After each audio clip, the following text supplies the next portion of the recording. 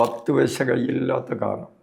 ഈ ഏറെക്കുറെ 40ഓളം കേസുകൾ 16 വയസ്സിൽ കോൺട്രസ്റ്റിൽ ചേർന്നു. അപ്പം അതാണ് നമ്മുടെ സർവകലാശാല എന്ന് വേണമെച്ചാൽ പറയാം. ഞാൻ ചെല്ലുന്ന ഒരു പണിമുടക്കിലേക്കാണ്. കൃഷ്ണപിള്ളൻ്റെ പ്രസംഗം അത്ര പോരായിട്ടുള്ളൂ എന്ന് അന്നത്തെ കുട്ടിക്കാലമാണല്ലോ. അദ്ദേഹം ചിരിക്കാൻ വകയുള്ളതൊന്നും പറഞ്ഞിട്ടില്ല. പിന്നെ എന്തായാലും നേതാക്കന്മാരില്ലെങ്കിൽ സമരം നടത്താൻ ഞങ്ങൾ തീരുമാനിച്ചു. തൊഴിലാളികൾ തന്നെ നേതാക്കന്മാർ. ആ സമരം തന്നെ വിജയിക്കുമായിരുന്നു. പക്ഷെ വലത് കമ്മ്യൂണിസ്റ്റ് പാർട്ടിയിലേക്ക് CPIയിലേക്ക് മാറിയിട്ടുള്ള നേതാക്കന്മാർ അതിന് പാറവെച്ചു. അതോടുകൂടി പിന്നെ ഞങ്ങൾക്കെതിരായി മാർക്സിസ്റ്റ് പാർട്ടി.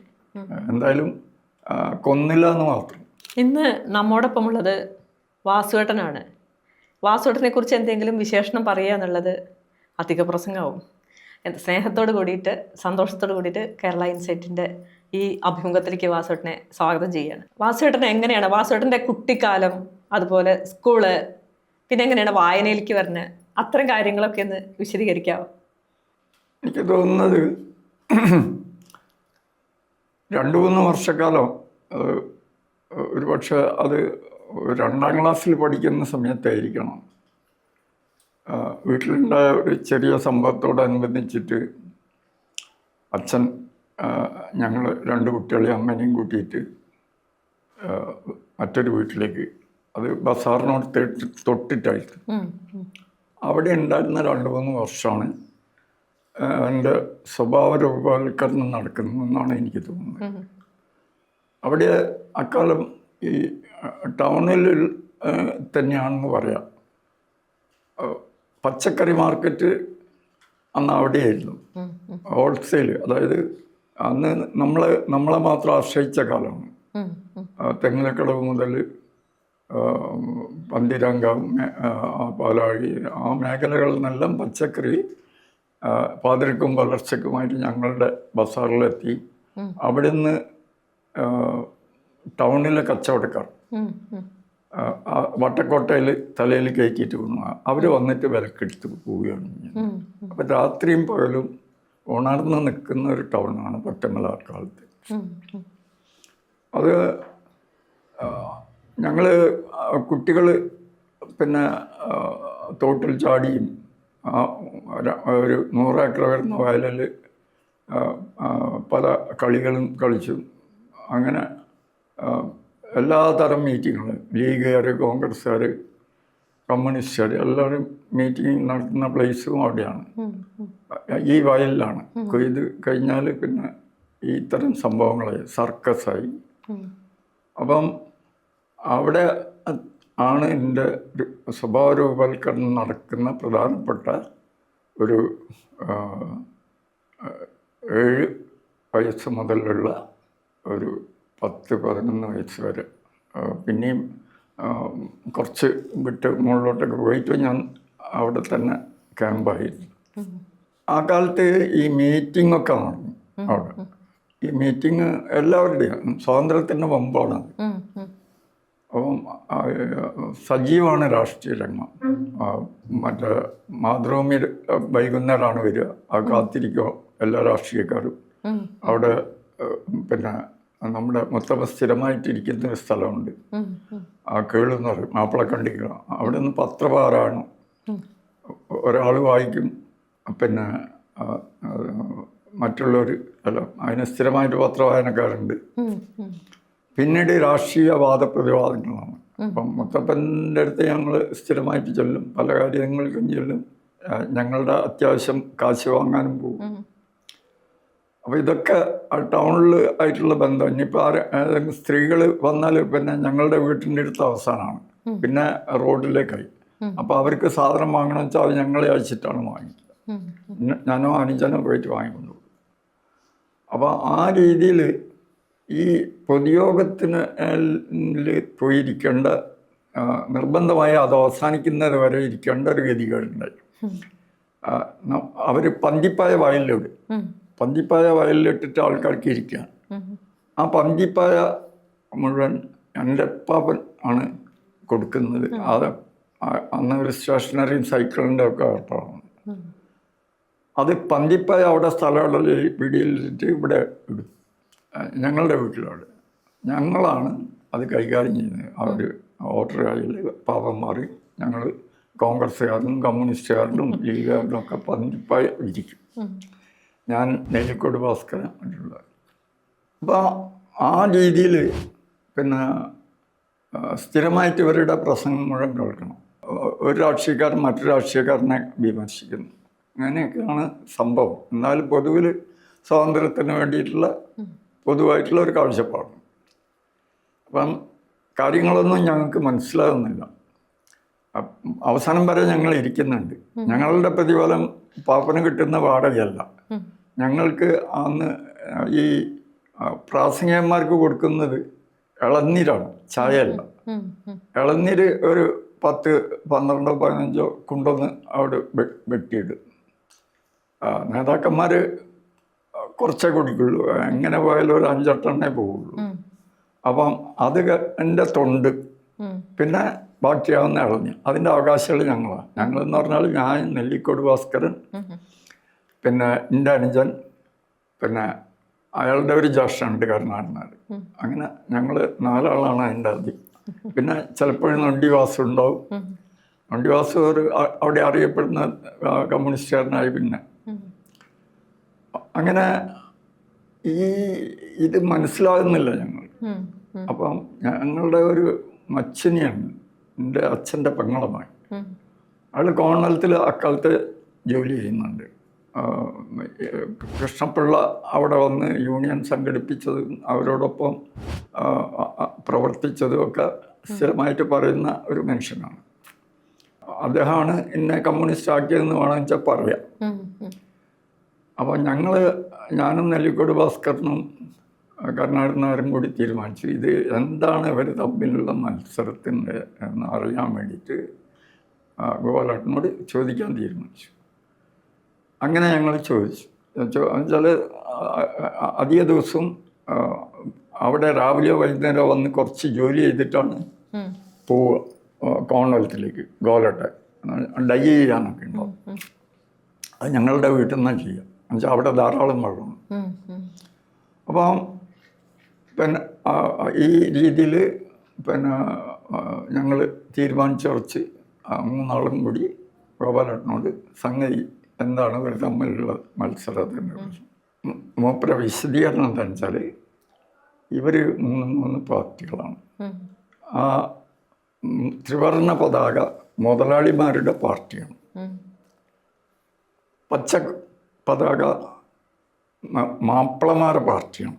മുസ്ലിങ്ങളൊന്നും അന്നില്ല ഞങ്ങളുടെ മുന്നിൽ. പിന്നെ ചുവപ്പ് കൊടി നമ്മളെ പാർട്ടി, നമ്മളെ പാർട്ടിയാണ്, തൊഴിലാളികളുടെ പാർട്ടിയാണ്. അപ്പം അന്ന് മുതൽ ഞങ്ങൾ എല്ലാവരും കമ്മ്യൂണിസ്റ്റാണ്. ചുവപ്പ് കൊടിക്കാരോട് പ്രത്യേക പ്രതിബദ്ധതയായി. എന്തായാലും അവരുടെ മീറ്റിംഗ് വേറെ പൊറ്റമ്മൽ ബസാറിൽ വെച്ചിട്ടുണ്ടെങ്കിൽ അവിടെ ഞങ്ങൾ പോകും. അങ്ങനെയൊക്കെയുള്ളൊരു പാർഷ്വാലിറ്റി അങ്ങനെയാണ് വരുന്നത്, കമ്മ്യൂണിസ്റ്റ് ആവുന്നത്. പിന്നീട് ചെറുപ്പത്തിന് ഓർമ്മിക്കാനുള്ളത് സ്കൂൾ വിട്ടതിന് ശേഷം 5ാം ക്ലാസ്സിൽ നിന്ന് യാത്ര പറഞ്ഞു. സ്കൂളിൽ പോക്ക് 5ാം ക്ലാസ്സിൽ നിർത്തി. 5ാം ക്ലാസ്സിൽ നിന്ന് അവസാനിച്ചു. പിന്നെ കൂട്ടുകാർ കൂടുതലുള്ളതിനെ കൊണ്ട് പൊറ്റമ്മൽ തോട്ടിലും കരക്കും വയലിലുമായിട്ട് കഴിക്കും. എങ്ങനെയായാലും വീട്ടിൽ പിന്നെ ഒരു 6 മണിക്ക് എത്തുള്ളൂ. അങ്ങനെ ആ സമയത്ത് ആണ് കരുണാകരൻ എന്ന് പറഞ്ഞാൽ ഞങ്ങളുടെ വീട്ടിൻ്റെ മുന്നിലുള്ള ദേശഭൂഷണിയിലെ ആ കാലത്തെ പ്രധാന അതിൻ്റെ നിർമ്മാതാക്കളുടെ ഒരാളാണ്. അദ്ദേഹമാണ് എന്നെ വായനയിലേക്ക് തിരിക്കുന്നത്. അതൊരു 13 വയസ്സിൽ തന്നെ ആ തിരിയൽ എൻ്റെ ജീവിതത്തിലുടനീളം വലിയ സ്വാധീനം. ദേശഭൂഷണി അങ്ങനെ അത് ഏറെക്കുറെ ദേശഭൂഷണി ഒരു 20 വയസ്സെത്തുമ്പോഴത്തേക്ക് ദേശഭൂഷണി ഞങ്ങൾ വായിച്ച് കാര്യമാക്കി. അപ്പോൾ അതിൻ്റേതായിട്ടുള്ളൊരു ഗുണം കമ്പനിയിൽ ചേർന്നപ്പോൾ ഉണ്ടായി. ഇവരെ കമ്മ്യൂണിസ്റ്റ് പാർട്ടിയിലും യൂണിയൻ്റെ പ്രവർത്തനത്തിലും ഒക്കെ എന്നെ ഉൾപ്പെടുത്താനും മുദ്രാവാക്യം വിളിക്കാനൊക്കെ തുടങ്ങുന്നതിൻ്റെ കാരണം ദേശഭൂഷണിയാണ്. 16 വയസ്സിൽ കോൺട്രസ്റ്റിൽ ചേർന്നു. അപ്പം അതാണ് നമ്മുടെ സർവകലാശാല എന്ന് വേണമെച്ചാൽ പറയാം. ഉം, ഉം, ശിവഷ്ണി അടിസ്ഥാനം തന്നിട്ടുണ്ടെങ്കിലും അവർ ഞാൻ ചെല്ലുന്ന ഒരു പണിമുടക്കിലേക്കാണ്. ഉം, ഉം. 3 മാസം നീണ്ടുന്ന ഒരു പണിമുടക്കിലേക്കാണ് ഞാൻ എത്തുന്നത്. ആ, ആ പണിമുടക്കിൻ്റെ 3 മാസവും ഞാൻ ദിവസവും അവിടെ പോയി അവരുടെ സത്യാഗ്രഹത്തിൽ പങ്കെടുക്കുകയും, ഉം, ഉം. ചെറുപ്പതിനെ കൊണ്ടും സ്റ്റാമിന കുറച്ച് കൂടുതലുള്ളതിനെ കൊണ്ടും 2-3 ബാച്ചിൽ ഞാൻ പങ്കെടുക്കും. ഉം, ഉം. അങ്ങനെ പാർട്ടിക്ക് വേണ്ടിയിട്ടുള്ള പാർട്ടിനെ കളിക്കുന്ന ഒരു രീതിയിലേക്ക് എത്തി. ഉം, ഉം. അതിൻ്റെ വിശദീകരണത്തിലേക്ക് പോകുന്നില്ല. അതിൻ്റെ ഒരു പ്രധാന ഭാഗം, കുട്ടിക്കാലത്തിൻ്റെ ഒരു പ്രധാന ഭാഗം ശിവകൃഷ്ണപിള്ളനെ കണ്ടതാണ്. ഉം, ഉം. ട്രേഡ് യൂണിയൻ പ്രവർത്തനം തുടങ്ങി. ഈ 16 വയസ്സിൽ തന്നെയാണത്. ഞാൻ കമ്പനിയിൽ ചേർന്ന് ഈ പണിമുടക്കം വിജയിച്ചു എന്ന് പറയാൻ പറ്റില്ല. അത് പിന്നീട് ഇൻഡസ്ട്രിയൽ ട്രിബ്യൂണലിലെത്തി ഉം, ഉം. കേസ് നടന്നു. അതിന് നേതാക്കന്മാർ OJ ജോസഫും AR മേനോൻ എന്ന് പറഞ്ഞ വക്കീൽ. ഉം, ഉം. അത് വിജയിച്ചെന്ന് പറയാം. 12 അണയായിരുന്നു ഞങ്ങൾക്ക് അന്ന് ഒരു ദിവസത്തെ കൂലി. അത് 1,400 ഉറുപ്പിയാക്കുന്നത് 1946 ആ സമരം. ഉം, ഉം. അതോടുകൂടി ഞാൻ ഈ പാർട്ടിയായിട്ടുള്ള അടുപ്പം വർദ്ധിച്ചു. പിന്നെ അപ്പോഴാണ് 46 അവസാനമാകുമ്പോഴത്തേക്കാണ് ശിവകൃഷ്ണപിള്ള പിന്നെ അവിടെ കോഴിക്കോട് വരുന്നത്. അന്ന് അദ്ദേഹം സാമൂലാറാൻ കമ്പനി വടക്കേ മലബാറിലന്ന് നെയ്ത്ത് ആയിരക്കണക്കിന് തൊഴിലാളികൾ ജോലി ചെയ്തുകൊണ്ടിരുന്ന കാലമാണ്. കോഴിക്കോട്ടും അങ്ങനെ തന്നെ. കോഴിക്കോട്ട് പിന്നെ നമ്മളുടെ യൂണിയൻ്റെ മെമ്പർഷിപ്പ് തന്നെ 2000, കോഴിക്കോട് താലൂക്ക് തൊഴിലാളി യൂണിയൻ 2000-ലധികം മെമ്പർഷിപ്പ് ഉണ്ടായിരുന്ന കാലത്ത്. ഈ രീതിയിൽ നെയ്ത്ത് ഒരുപക്ഷെ കേരളത്തിൻ്റെ തന്നെ ജീവനാഡിയായിരുന്ന ഒരു കാലഘട്ടമാണ്. കോഴിക്കോടും കണ്ണൂരാണ് കേന്ദ്രങ്ങൾ. കോഴിക്കോട് കോട്ടൺ മില്ലിലും കോമൺവെൽത്തിലും യൂണിയൻ സംഘടിപ്പിച്ചതിന് ശേഷം കൃഷ്ണപിള്ള പിന്നെ കണ്ണൂരിലേക്ക് പോയതാണ്. കണ്ണൂരിൽ സംഘടനാ പ്രവർത്തനം നടത്തുന്നവരാണ് ഗുണ്ടകൾ ഒരു സമരത്തിന് മുഖത്ത് വെച്ചിട്ട് അദ്ദേഹത്തെ അടിച്ച് പരിക്കേൽപ്പിച്ചു. അത് നടുക്കണ്ടി മുഹമ്മദ് കോയ അന്ന് അദ്ദേഹത്തിൻ്റെ ആ സമയത്ത് ചോര വാർന്ന ആ ഷർട്ട് ഉയർത്തി പിടിച്ചിട്ടാണ് ഞങ്ങൾ കോഴിക്കോട്ട് പ്രതിഷേധ ജാതിയും പ്രകടനവും യോഗം നടത്തിയത്. അവിടേക്ക് ഞങ്ങൾ സ്ഥിരമായിട്ട് പോകുന്നതുമായി പല കാര്യങ്ങളുണ്ട്. അന്ന് വളരെയധികം കൂടുതൽ ആളുണ്ടായിരുന്നു. ഞങ്ങൾ പ്രതിഷേധ ജാഥ അവിടെ പിന്നെ മുതലക്കുളത്തേക്ക് നടത്തി. പിന്നെ മുതലക്കുളത്ത് നിന്ന് വിവിധ ഭാഗങ്ങളിൽ നിന്ന് വന്നിട്ടുള്ള സാക്കളായിട്ട് കൂടിച്ചേർന്നുകൊണ്ട് മെയിനായിട്ടുള്ള പ്രതിഷേധ ജാഥ നടത്തി. നടുക്കണ്ടി മുഹമ്മദ് കോയാണ് ആദ്യമായിട്ട് ഏറെക്കുറെ വികാരജ്വലമായിട്ടുള്ളൊരു പ്രസംഗം. അതിനുശേഷം പിന്നെ കൃഷ്ണപിള്ളനെ സംബന്ധിച്ചായി ചിന്ത എല്ലാ ഒരു മാസത്തിൻ്റെ ഇടയിൽ തന്നെ അദ്ദേഹം വരുന്നു എന്ന് പറഞ്ഞു. പിന്നെ ഒരു മീറ്റിംഗ് നടന്നു മുതലക്കുളത്ത് തന്നെ. അദ്ദേഹത്തിൻ്റെ സ്വീകരണം അതിൽ വെച്ചിട്ടാണ് ഞാൻ കൃഷ്ണപിള്ളനെ ആദ്യമായിട്ടും അവസാനമായിട്ടും കാണുന്നത് 46. അതിനുശേഷം അദ്ദേഹം കോഴിക്കോട്ട് വന്നിട്ടില്ല. എല്ലാവരും കൃഷ്ണപിള്ളനെ സംബന്ധിച്ചുള്ള അനുമോദനമായിട്ട് ആണ് സംസാരിച്ചത്. അദ്ദേഹത്തെ മർദ്ദിച്ചതിലുള്ള പ്രതിഷേധം ഒക്കെ എല്ലാവരും പ്രസംഗം കഴിഞ്ഞു. അതിനുശേഷം അവസാനമാണ് കൃഷ്ണപിള്ള സംസാരിച്ചത്. കൃഷ്ണപിള്ളൻ്റെ പ്രസംഗം അത്ര പോരായിട്ടുള്ളത് എനിക്കും സ്ഥിരമായിട്ടുള്ള എൻ്റെ ഒരു സ്നേഹമുണ്ട്, ദാമോദരൻ എന്ന് പറയും. അന്നത്തെ കുട്ടിക്കാലമാണല്ലോ. അദ്ദേഹം ചിരിക്കാൻ വകയുള്ളതൊന്നും പറഞ്ഞിട്ടില്ല. അപ്പോൾ അതാണ് ഞങ്ങളുടെ പ്രശ്നം. പിന്നെ അദ്ദേഹം പറഞ്ഞത് അവിടുത്തെ ജന്മിമാരുടെ അതിക്രമത്തിനെ സംബന്ധിച്ച് അധികം പറഞ്ഞത് കാര്യാട്ടസമാണ്. അങ്ങനെ എന്തൊക്കെ കുറച്ച് പേരുകൾ എനിക്ക് ബൈഹാർട്ടായിരുന്നു. ആ രീതിയിലുള്ള അവരുടെ നെല്ല് പൂഴ്ത്തിവെപ്പ്, അതിനെതിരെയുള്ള നമ്മുടെ സമരം, പിന്നീട് സാമൂലാറാൻ കമ്പനിയിലെ ചൂഷണം, ആയിരുന്നു അന്ന് കണ്ണൂരിലെ ഏറ്റവും വലിയ ഫാക്ടറി. അന്ന് 1000-ലധികം തൊഴിലാളി. അപ്പോൾ ഇത്തരം കാര്യങ്ങളെ സംബന്ധിച്ചാണ് അദ്ദേഹം കാര്യമാത്ര പ്രസക്തമായിട്ടുള്ള ഒരു പ്രസംഗം നടത്തി. അപ്പോൾ ഇതാണ് കുട്ടിക്കാലത്തിൻ്റെ സംക്ഷിപ്തമായിട്ടാണ്. വിപ്ലവ പ്രസ്ഥാനത്തിലേക്ക് വരികയും പിന്നെ വാസുവേട്ടൻ വയനാട്ടിലേക്ക് പോകുന്നു, വിപ്ലവ പ്രസ്ഥാനമായിട്ട് ബന്ധം വരുന്നു, സഖാവ് വർഗീസിന്റെ കൂടെ ഉണ്ടാവുന്നു. എങ്ങനെയാണ് ആ ഒരു കാലം? അതെ, സാവധാനത്തിൽ ഞാൻ അങ്ങോട്ടേക്ക് എത്തുകയാണ്. വളരെ വേഗം തന്നെ ഞാൻ യൂണിയൻ്റെ പ്രധാന പ്രവർത്തകനായി. പാർട്ടിയിൽ ചേർന്നു. 246 തന്നെ സംഭവിച്ചു. 46 പാർട്ടി അവിടെ തന്നെ കാൻഡിഡേറ്റ് മെമ്പറാക്കി നെല്ലിക്കോട്ട്. ഇവിടെ കമ്പനിയിൽ യൂണിയൻ മെമ്പറുമായി. 48 ആകുമ്പോഴത്തെ സജീവമായിട്ടുള്ള കമ്മ്യൂണിസ്റ്റ് പാർട്ടി പ്രവർത്തനം. 48 എന്ന് പറഞ്ഞാൽ BT രാജദേവൻ്റെ ഏറ്റവും കൂടുതൽ പാർട്ടി വിമോചന യുദ്ധം തുടങ്ങിയെന്ന് പറഞ്ഞു. അതുകൊണ്ട് ആ കാലത്ത് ഒളിവിൽ ഈ OJ ജോസഫ് അടക്കം ഒളിവിലാണ്. അദ്ദേഹം പോലും എൻ്റെ വീട്ടിലുണ്ടായിരുന്നു. പല കോഴിക്കോട്ടെ പ്രധാനപ്പെട്ട സഹാക്കളും എവിടെയാണ് അന്ന് ഒളിവിൽ താമസിച്ചതെന്നെല്ലാം എനിക്ക് നന്നായിട്ട് അറിയാം. എന്നുവെച്ചാൽ അവരെ രാത്രി ഒരു സ്ഥലത്ത് നിന്ന് മറ്റൊരു സ്ഥലത്തേക്ക് മാറ്റുക, അങ്ങ് മുക്കം വരെ ഒളിവിൽ അന്ന് അക്കാലത്ത്.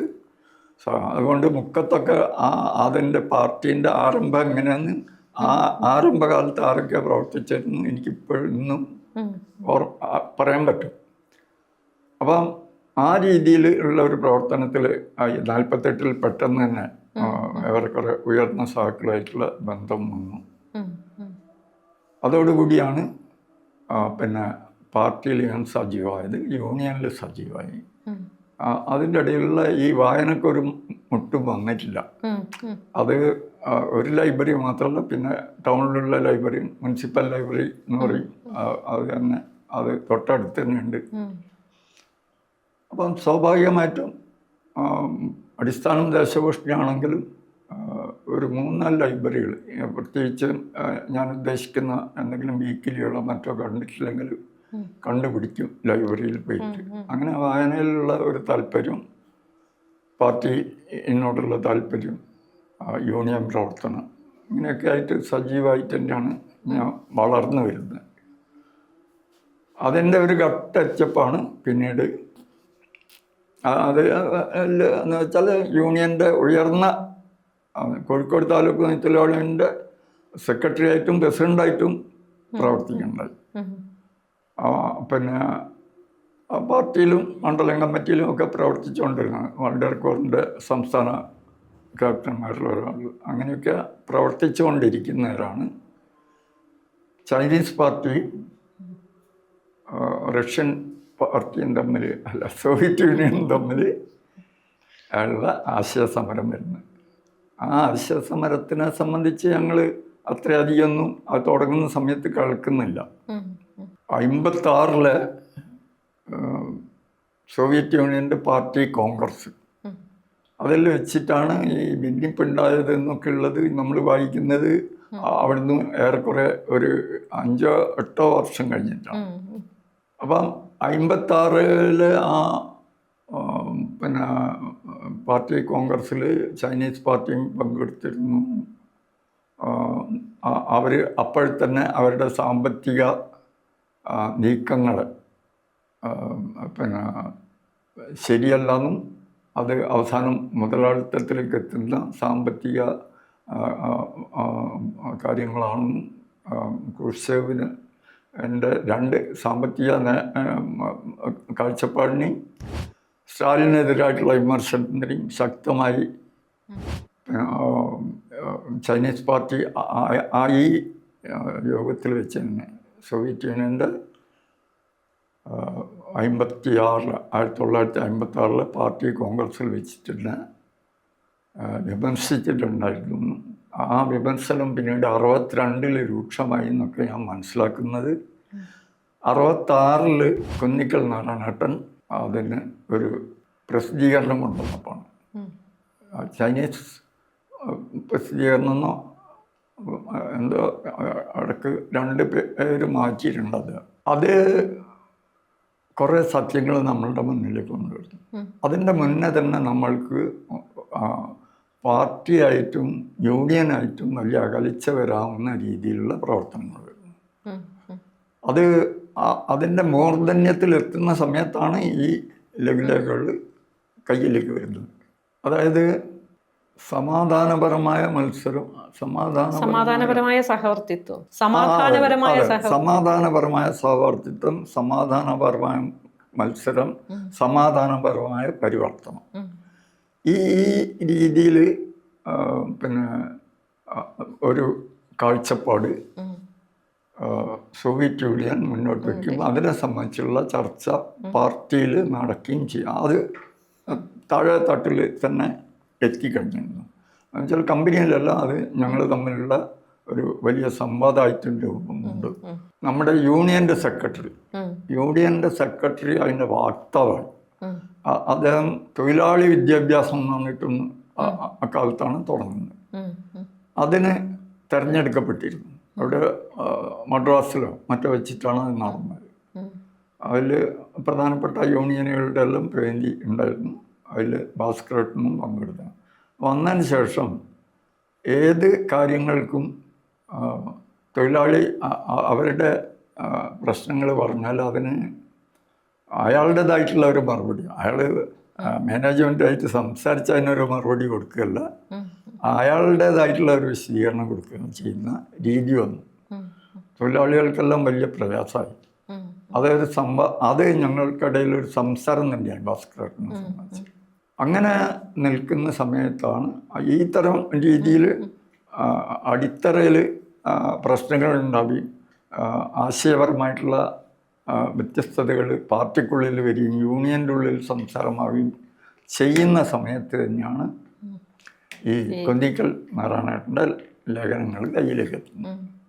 അത് കമ്പനിയിൽ തന്നെയുള്ള ഞങ്ങളുടെ 64 അങ്ങേറ്റം ത്യാഗപൂർണമായിട്ടുള്ള 99 ദിവസം നീണ്ടുന്ന സമരത്തിൽ പങ്കെടുത്ത തൊഴിലാളികൾ തന്നെയാണ് അതിൻ്റെ കയ്യിൽ സ്ഥിരമായിട്ട് എത്തിച്ചുകൊണ്ടിരുന്നത്. 64 സമരം ഒരു വളരെ പ്രധാനപ്പെട്ട കാര്യമാണ്. എന്നുവെച്ചാൽ ഈ റിവിഷനിസ്റ്റുകളായിട്ട് കണക്ക് തീർക്കുകയും അതിൽ ഞങ്ങളുടെ പ്രസിദ്ധരായിട്ടുള്ള ട്രേഡ് യൂണിയൻ നേതാക്കന്മാർ EC ഭഗവതൻ, മഞ്ജിത റാവു മുതലായിട്ടുള്ളവരെല്ലാം പുറത്താക്കി.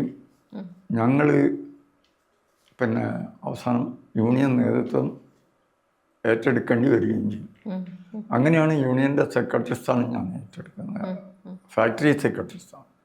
അത് ഏറ്റെടുത്ത് 3 മാസം കഴിഞ്ഞു. അപ്പോഴത്തേക്ക് 18 കൊല്ലത്തോളമായി യാതൊരു വേദന, ഈ സാധന വില വർധനം ഇങ്ങനെ വർദ്ധിച്ചു. ഈ ഇവരുടെ സമാധാനപരമായ പരിവർത്തനം പിന്നെ നയം ഇങ്ങ് താഴെ വരെ എത്തിയെന്നാണ് അതിൻ്റെ അർത്ഥം. നേതാക്കന്മാർ അതുകൊണ്ടും കൂടിയാണ് ഈ നേതാക്കന്മാരെയൊക്കെ നമ്മൾ ഈ താത്വികമായിട്ട് സോവിയറ്റ് യൂണിയനും ചൈനയായിട്ടുള്ള ബന്ധത്തിൻ്റെ പ്രശ്നമല്ല, അടിത്തറയിൽ ഇവർ കാണിക്കുന്ന ഈ സമാധാനപരമായ പരിവർത്തനത്തിൻ്റെ മാനേജ്മെൻറ്റുമായിട്ടുള്ള സമാധാനപരമായ പരിവർത്തനമായിട്ട് രൂപപ്പെടുന്ന. അപ്പം 3 മാസത്തിൻ്റെ ഉള്ളിൽ സമരമായി. 3 മാസത്തിൻ്റെ ഉള്ളിൽ ഞങ്ങൾ ഈ ഏറെക്കുറെ 34ഓളം ഡിപ്പാർട്ട്മെൻറ്റുകളുണ്ടായിരുന്നു ഞങ്ങളൊക്കെ കോൺഗ്രസ്സിന്. അതിനെ പറ്റിയിട്ട് ആദ്യമായിട്ടാണ് ഒരു യൂണിയൻ ഇൻവെസ്റ്റിഗേഷൻ നടന്നത്. അത് ഞാൻ സെക്രട്ടറി ആയിരിക്കുന്ന യൂണിയൻ ആളുകളെല്ലാം നടത്തി. ആ അന്വേഷണം തന്നെ കോൺഗ്രസ്സിലെ ജീവനക്കാർക്ക് ഒരു അങ്ങേറ്റം തുച്ഛമായ ഒരു 1,400 ഉറുപ്പ്യ 1964 അന്ന് ആ കാലത്ത് തന്നെ ആ പാർട്ടി സ്പ്ലിറ്റും വരുന്നത്. പിന്നെ എന്തായാലും നേതാക്കന്മാരില്ലെങ്കിൽ സമരം നടത്താൻ ഞങ്ങൾ തീരുമാനിച്ചു. അങ്ങനെ തൊഴിലാളികൾ തന്നെ നേതാക്കന്മാർ. അങ്ങനെയാണ് ആ കോമൺവെൽത്ത് സമരം നടന്നത്. ആ സമരം തന്നെ വിജയിക്കുമായിരുന്നു. പക്ഷെ വലത് കമ്മ്യൂണിസ്റ്റ് പാർട്ടിയിലേക്ക് CPIയിലേക്ക് മാറിയിട്ടുള്ള നേതാക്കന്മാർ അതിന് പാറവെച്ച് യൂറോപ്യൻസായിട്ട് അവർ കൂടാലോചന നടത്തി. അങ്ങനെയാണ് അത് പൊളിക്കുകയാണ് അത് ചെയ്യുന്നത്. എന്നതിന് ശേഷമാണ് ഞാൻ ഇൻഡസ്ട്രി ട്രിബ്യൂണലിൽ കേസ് നടത്തി 2 വർഷക്കാലം നീണ്ടുന്ന ഒരു കോടതി സമരം ആയി. 10 പൈസ ഈ തൊഴിലാളികളെല്ലാം സമരം ചെയ്ത്, അല്ലെങ്കിൽ തന്നെ പട്ടിണി. അക്കൂട്ടത്തിൽ 3 മാസത്തിലധികം സമരം. എല്ലാവരും 10 പൈസ കയ്യിലില്ലാത്ത കാലം.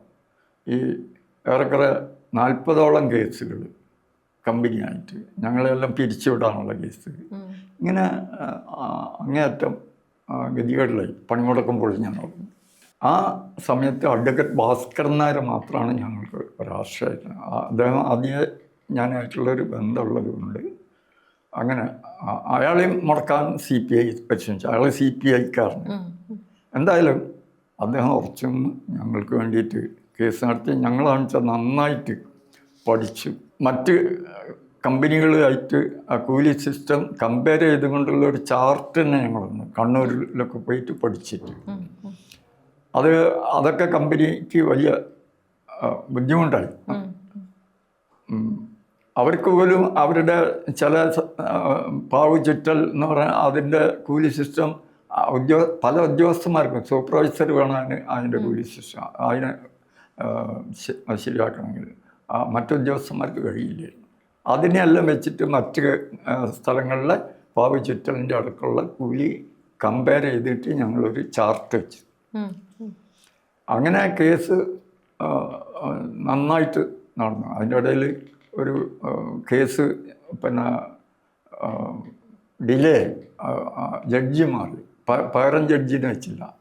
നമ്മളുടെ ഗവൺമെൻറ് 67 ഗവൺമെൻറ്റിനെതിരെ നമ്മൾ പിടിച്ചു.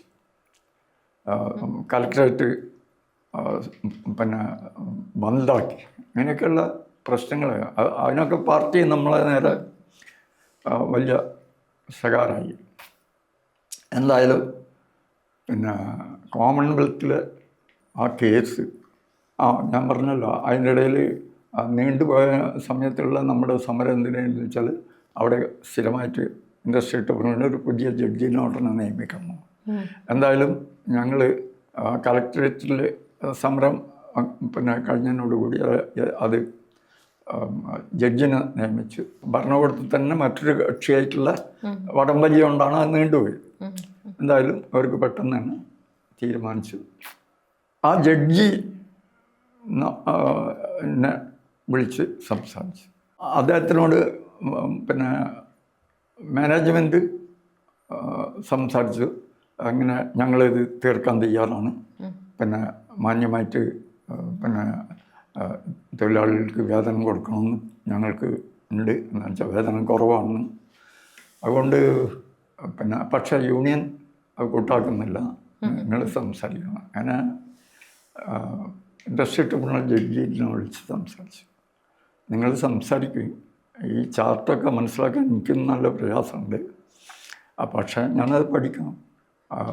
പക്ഷെ അവർ മാന്യമായിട്ട് ഒരു ഒത്തുതീർപ്പിന് തയ്യാറുണ്ടെങ്കിൽ അത് അല്ല നല്ലതെന്നുള്ളത്.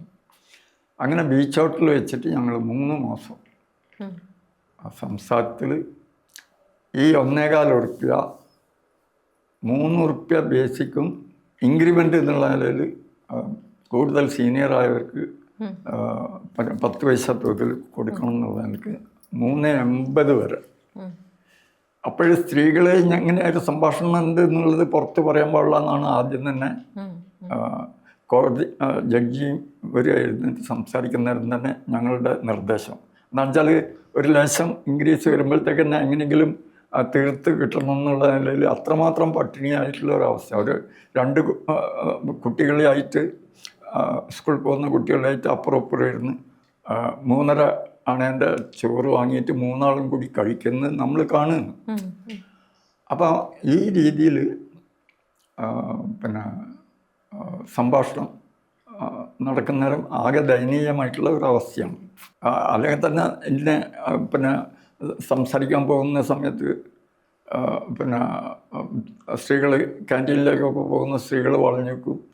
എങ്ങനെയെങ്കിലും ഒരു 2 ഉറുപ്പ്യ ആക്കി തരണമെന്ന് പറഞ്ഞുകൊണ്ടിരിക്കുകയാണ്. ഈ 3 ഉറുപ്പ്യ അവർ തരാമെന്നാണ്. ഞാനപ്പോഴ് 2 കാര്യത്തിൽ ഉറച്ചു നിൽക്കുക. എന്ന് വെച്ചാൽ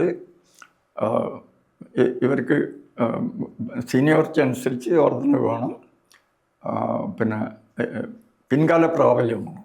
അപ്പോഴെടുക്കുന്ന പണിമുടക്കുകൾ വർദ്ധിച്ചതായിട്ട് കണക്കാക്കിയിട്ട് ആ കാലഘട്ടം തൊട്ടിട്ട് ഇതുവരെയുള്ള ഒരു പിൻകാല പ്രാബല്യം വേണം. ഈ 2 കാര്യത്തിൽ ഉടക്കി നിൽക്കുക. അപ്പോഴാണ് ഒരു 2 ഉറുപ്പ്യ കിട്ടണമെന്ന് പറഞ്ഞിട്ട് എന്നെ പിടിച്ചു വെക്കുന്നത്. അപ്പോൾ ഇത് ഞാൻ ആദ്യം കണ്ടതിനെ കൊണ്ടാണ് മാനേജ്മെൻറ്റിനോട് ഇതിൻ്റെ യാതൊരു സ്ഥിതിയും പുറത്ത് പറയാൻ പാടുള്ളതാണ്. ആ എഗ്രിമെൻറ്റോട് കൂടിയാണ് സംസാരം തുടങ്ങുന്നത്. എന്തായാലും അവർ രണ്ടും അനുവദിച്ചു. അങ്ങനെ ആ സമയത്ത് തന്നെ 380 വാങ്ങിയിട്ടുള്ള സ്ത്രീ അവിടെ ഉണ്ടായിരുന്നു, സീനിയറായിട്ടുള്ള 380, 360, 350. ബേസിക്കലി പുതുതായിട്ട് വന്നവർക്ക് 3. അതൊരു കോഴിക്കോട് താലൂക്ക് നെയ്ത്തൊഴിലാളി യൂണിയനെ സംബന്ധിച്ചും കോഴിക്കോട്ടെ നെയ്ത്തൊഴിലാളികളെ സംബന്ധിച്ചും ചരിത്രമായിരുന്നു. എന്താണെന്ന് വെച്ചാൽ 3 ഇരട്ടിൻ്റെ അടുത്ത് കൂലി വർധനമാണ് ഉണ്ടായത്. എല്ലാവർക്കും കൂലി വർദ്ധിച്ചു. നെയ്ത്തുകാർക്ക് 60% വർദ്ധിച്ചു, പാവ് ചുറ്റുന്നവർക്ക് 100% വർദ്ധിച്ചു. അങ്ങനെ ഏറ്റവും കുറഞ്ഞവർക്ക്, അതല്ലെങ്കിൽ ഏറ്റവും വലിയ വർധന കിട്ടുക നെയ്ത്തുകാർക്ക് മാത്രമാണ്. ഇത് ഏറ്റവും അടിത്തട്ടുള്ള വിഭാഗത്തിൽ എല്ലാവർക്കും മാത്രമല്ല, ഈ അതിൻ്റെ പിൻകാല പ്രാബല്യം വാങ്ങിയത് ഫ്ലാറ്റ് റേറ്റാണ്. എല്ലാവർക്കും സമമായിട്ട് കൊടുക്കണമെന്ന്, അല്ലെങ്കിൽ പ്രപ്പോർഷനായിട്ടാണ് കൊടുക്കുക. അതും കോഴിക്കോട്ടെ നെയ്ത്തൊഴിലാളികളുടെ ചരിത്രത്തിൽ ആദ്യമാണ്. അങ്ങനെ എല്ലാവർക്കും അന്ന് 280 ഉറുപ്പ്യ, പവന അന്ന് 10-50 ഉറുപ്പ്യാണ് വില. അങ്ങനെ ആദ്യമായിട്ട് കോൺഗ്രസിലെ തൊഴിലാളികൾക്ക് ഈ സമയത്താണ് നമ്മൾക്ക് ഇത് കഴിഞ്ഞ ഉടനെയാണ് ഈ ലഘുലേഖകളുടെ പ്രശ്നം. അത് വളരെ വേഗം എന്നെ മാറ്റിക്കൊണ്ടിരുന്നു. അതേസമയത്ത് നാരായണേട്ടനായിട്ടുള്ള ബന്ധം അങ്ങനെ ഉള്ള ഒരു ബന്ധവുമില്ല. കണ്ടാൽ സംസാരിക്കുകയാണ് എന്ന് വെച്ചാൽ അദ്ദേഹത്തിനെ സംബന്ധിച്ചുള്ള അജി തന്നെ പറഞ്ഞ ചളിക്കുണ്ടിലെഴുത്തെന്ന് പറഞ്ഞ കാലഘട്ടത്തിനെ സംബന്ധിച്ച് നന്നായിട്ട് അറിയാവുന്ന ആളായിരുന്നു ഞാൻ, കോഴിക്കോട് ടൗണിൽ തന്നെ ആയതുകൊണ്ട്. അതുകൊണ്ട് അദ്ദേഹം ആയിട്ട് സംസാരിക്കാൻ, രാഷ്ട്രീയമായിട്ട് സംസാരിക്കാൻ ഒന്നും പോയിട്ടില്ല. ഞങ്ങൾ എന്തായാലും കുറച്ച് പേര് രാജിവെച്ചു. അതോടുകൂടി പിന്നെ ഞങ്ങൾക്കെതിരായി മാർക്സിസ്റ്റ് പാർട്ടി എന്തായാലും കൊന്നില്ല എന്ന് മാത്രം, ഒറ്റപ്പെടുത്തലും അവരുടെ എല്ലാ ഘടകം മറിച്ചിലും നമുക്ക് നേരെ എത്തി. അതിന് ശേഷമാണ് പിന്നെ നാരായണേട്ടനായിട്ടുള്ള ബന്ധം വരുന്നത്. അവർ ഒരു പ്രായോഗികമായിട്ടുള്ള പ്രവർത്തനത്തിന് ആലോചിക്കുന്നു എന്നുള്ള അത് അവരോടൊപ്പം നിൽക്കുന്ന കോൺഗ്രസിലെ തൊഴിലാളികൾ നമ്മളോട് പറഞ്ഞു. അത് അങ്ങനെ ഞങ്ങൾ 1-2 ആൾ അതിൽ സഹകരിച്ചു. അതാണ് തലശ്ശേരി പുൽപ്പള്ളി. ആ തലശ്ശേരിയിലാണ് ഞാൻ പങ്കെടുത്തത്. അതിൽ പിന്നെ എന്തായാലും ഫെയിലിയറായല്ലോ. അതിന് ശേഷമാണ് പിന്നീട് ആ കാഴ്ചപ്പാടിൽ നിന്നും വളരെ വ്യത്യസ്തമായിട്ട് പിന്നെ ഞങ്ങൾ വർഗീസ് കോഴിക്കോട്ട് നിന്ന് ഞാനും കുഞ്ഞിരാമേട്ടനും രാമവാര്യർ, തെക്കൻ ജില്ലകളിൽ നിന്ന് സ്റ്റീഫൻ, രാവുണ്ണി മുതലായിട്ടുള്ള സദാശിവൻ തൃശ്ശൂരിൽ, ഇങ്ങനെ അറിയപ്പെടുന്ന നക്സലൈറ്റുകളും പിന്നെ ബന്ധപ്പെട്ട കുറച്ച് സഹാക്കളും ഏറെക്കുറെ എനിക്ക് തോന്നുന്ന ഒരു 10-20 ആളുള്ള ഒരു യോഗമാണ് ചേർന്നത്. ആ യോഗമാണ് പിന്നീട് സഖാവ് വർഗീസിൻ്റെ മരണത്തിലെത്തിയിരിക്കുന്ന തിരുനെല്ലി തൃശ്ശേരി സമരം. തിരുനെല്ലി തൃശ്ശേരി സമരത്തിൽ 6 വീടുകൾ ഞങ്ങൾ റെയ്ഡ് ചെയ്തിട്ടുണ്ട്. 2 തോക്കുകൾ പിടിച്ചെടുത്തു. കുറച്ചരി കേശവദാസൻ്റെ വീട്ടിൽ നിന്ന് എടുത്തു. 2 പേരെ വെടിവെച്ചു. ഇത് പിന്നീട് വലിയ പ്രശ്നമായല്ലോ. എന്തായാലും ഒന്ന് സംഭവിച്ചു. ഈ വയനാട്ടിലെ ആദിവാസികളുടെ അടിമത്തം ഈ ഫെബ്രുവരി 18 സഹവർഗീസിൻ്റെ മരണത്തിന് ശേഷം, തിരുനെല്ലി തൃശ്ശേരി സംഭവത്തിന് ശേഷം അടിമത്തം അവസാനിക്കുന്ന 2 മാസം എടുത്തിട്ടുള്ളൂ. വള്ളിയൂർക്കാവ് ഉത്സവത്തിന് അക്കൊല്ലം ജന്മിമാർ തീരുമാനിച്ചു, ഇനി അടിമകളെ വിളിച്ചെടുക്കുന്ന സമ്പ്രദായം വേണ്ട, ഞങ്ങൾ വിളിച്ചെടുക്കുന്നില്ല, ഞങ്ങൾ മറ്റുള്ളവർക്ക് കൂലി കൊടുക്കുന്ന മാതിരി അവരോടും കൊടുക്കാം. അതുകൊണ്ട് എന്ത് ഗംഭീര നേട്ടമാണ് ആദിവാസികൾക്ക് ഉണ്ടായതെന്ന് വെച്ചാൽ, ഈ പുലർച്ചെ 5 മണിക്ക് പണിക്കിറങ്ങണം. അല്ലെങ്കിൽ അടിയാണ്. അടിച്ചു കൊന്ന് കെട്ടി തൂക്കിയിട്ട് തൂങ്ങി ചത്താണെന്ന് പോലീസിനെ കൊണ്ട് എഴുതിച്ച ഒരാളെയാണ് വെടിവെച്ച് കൊന്നത്. വാസവടി. അപ്പം ഈ രീതിയിൽ പിന്നീട് കുട്ടികളെ പശുവിനെ വയ്ക്കാനയക്കണം, സ്ത്രീകൾ വീട്ടുകാരെയും കൃഷിയും ചെയ്യണം. 5 മണിക്ക് ജോലി ചെയ്താൽ 6 മണിക്ക് പിന്നീട് വീട്ടിൽ പോയിട്ട് കഞ്ഞിയുണ്ടാക്കി കുടിച്ച് വരണം. അതിന് കാവലിന്, കൃഷിക്കാവലിന്. 2 നേരത്തെ ഭക്ഷണം ജന്മി കൊടുക്കുന്നുള്ളതാണ് ഒരേ ഒരു കാര്യം. അതായത് രാവിലത്തെ ഉച്ചക്കത്തെ ഭക്ഷണം. അപ്പം ഇതാണ് അടിമത്ത സമ്പ്രദായം. കുഞ്ഞുങ്ങൾ വിദ്യാഭ്യാസത്തിന് പോകാൻ പറ്റില്ല. അപ്പം ഇപ്പോഴ് ആ അടിമത്തം അവസാനിച്ചിരിക്കുന്നു. അവർ പിന്നെ ജോലി എന്തായാലും സംഭവത്തിൽ പങ്കെടുത്തവരുടെ കുടുംബങ്ങളായിട്ടുള്ള ആദിവാസികൾക്ക് കുറേ പട്ടിണി അടക്കേണ്ടി വന്നു, വളരെ കഷ്ടം സഹിക്കേണ്ടി വന്നു. എങ്കിലും അവരുടെ കുഞ്ഞുങ്ങളിൽ നിന്ന് ഡോക്ടർമാരായിട്ടും എൻജിനീയർമാരായിട്ടും രംഗത്ത് വന്നു കഴിഞ്ഞു. കളക്ടർമാരൊക്കെ ആയി വന്നു. അതൊരു വലിയ സന്തോഷകരമായിട്ടുള്ള കാര്യമാണ്. ഈ രീതിയിലാണ് തിരുനെല്ലി തൃശ്ശിലേരി സംഭവത്തോടനുബന്ധിച്ച് ഞാൻ അറസ്റ്റ് ചെയ്യപ്പെട്ടു. അറസ്റ്റ് ചെയ്യപ്പെട്ടത് വർഗീസ് മരിച്ച് 4 ദിവസം കഴിഞ്ഞിട്ടാണ്. ഞാൻ കാട്ടിൽ ഒറ്റപ്പെട്ടു പോയി. അങ്ങനെ ആണ് 4 ദിവസം കാട്ടിൽ കുടുങ്ങി. പിന്നീട് 7 കൊല്ലം ജയിലിൽ കിടന്നു. വളരെ പ്രയാസകരമായിട്ടുള്ള ജീവിതമാണ് 7 കൊല്ലമെന്ന് വെച്ചാൽ. ആദ്യമായിട്ട് തന്നെ ചോരയും കപ്പും വയറ്റുന്നു പോകുന്ന സൂക്കേട് വന്നു, എല്ലാവർക്കും വന്നു. പക്ഷേ എനിക്ക് പിന്നീട് മാറിയില്ല. ഞാൻ അവിടെ ഉണ്ടായിരുന്ന 7 കൊല്ലം ആ സുഖം. മറ്റുള്ളവരിൽ നിന്നും വ്യത്യസ്തമായ മറ്റൊരു കാര്യം, 24 മണിക്കൂർ അവരെന്നെ അടച്ചിട്ടു. 12 മണിക്കൂർ തുറന്നു വിടേണ്ടതാണ് മറ്റുള്ളവർ. അങ്ങനെ അടച്ചിട്ട ഫ്രാൻസിസിന് ഭ്രാന്ത് വന്നു. ഭ്രാന്തായിട്ട് തന്നെയാണ് അദ്ദേഹം പുറത്തു വന്നതിന് ശേഷം മരിക്കുന്നത്. ഇങ്ങനെ ഒരു വലിയ ശിക്ഷയാണത്, 24 മണിക്കൂറും അടച്ചിടുക എന്നുള്ളത്. അങ്ങനെ ഒരു കാര്യമില്ലാണ്ട് മറ്റുള്ളവർ എന്തെങ്കിലും ജയിലിൽ എന്തെങ്കിലും കുഴപ്പമുണ്ടാക്കുന്നെങ്കിൽ മാത്രമാണ് അങ്ങനെ മാക്സിമം 3 മാസത്തേക്ക് ശിക്ഷിക്കാം. പിന്നെ വലിയ മർദ്ദനം നേരിട്ടില്ലേ? അതെ, ഭീകരമായിട്ടുള്ള മർദ്ദനങ്ങളാണ് കുറ്റ്യാടിയിൽ നിന്നും മാനന്തവാടിയിൽ നിന്നും ഉണ്ടായത്. അപ്പോൾ ഈ രീതിയിൽ 62 കിലോ ഉള്ള ഞാൻ 46 കിലോ ആയി. 46 കിലോ അവസാനം വരെ 3 മാസത്തിനുള്ളിൽ ഞാൻ 46 കിലോ ആയി. പിന്നീട് ഞാൻ ഇവിടെ വരുന്ന വരെ അങ്ങനെ. പിന്നെ ജയിലിൽ നിന്ന് വന്നതിന് ശേഷമാണ് കുറച്ച് ജീവിച്ചത്. അപ്പം ഈ രീതിയിൽ ജയിലിൽ ഒരുപാട് കാര്യങ്ങളുണ്ട്, വിഷമങ്ങളുടെ. അവർ അങ്ങേറ്റം എന്നെ തകർത്ത് അവിടുന്ന് കൊന്നുവിടണം എന്നുള്ള രീതിയിൽ ബോഡി കൊണ്ടുപോകണം എന്നുള്ള നിലയിൽ അവരെന്നോട് വരുന്നത്. പക്ഷേ അതിനൊക്കെ അതിജീവിക്കാൻ എനിക്ക് കഴിഞ്ഞു. അതിജീവിക്കാൻ കഴിഞ്ഞത് പിന്നെ വ്യായാമത്തിൽ ഞാൻ ശ്രദ്ധിച്ചിരുന്നു. അത് ജയിൽ ലോക്കപ്പിൻ്റെ ഉള്ളിലും 24 മണിക്കൂർ അടച്ചിടുന്ന സമയത്തും എനിക്ക് സാധിച്ചിരുന്ന രീതിയിൽ ഞാൻ വ്യായാമം ചെയ്തു. വാസുവേട്ടനെ നേതൃത്വത്തിൽ നടന്നിട്ടുള്ള വളരെ പ്രധാനപ്പെട്ട ഒരു കാര്യമായിരുന്നു ജനകീയ വിചാരണ, മെഡിക്കൽ കോളേജിലെ ജനകീയ വിചാരണ. അതിനെക്കുറിച്ചൊന്ന്. മെഡിക്കൽ കോളേജ് വിചാരണ നക്സലേറ്റുകൾ കൃത്യമായിട്ട് അന്നത്തെ നക്സലേറ്റുകൾ പ്ലാനിട്ട് ചെയ്തതാണെന്ന് പറയാൻ പറ്റില്ല.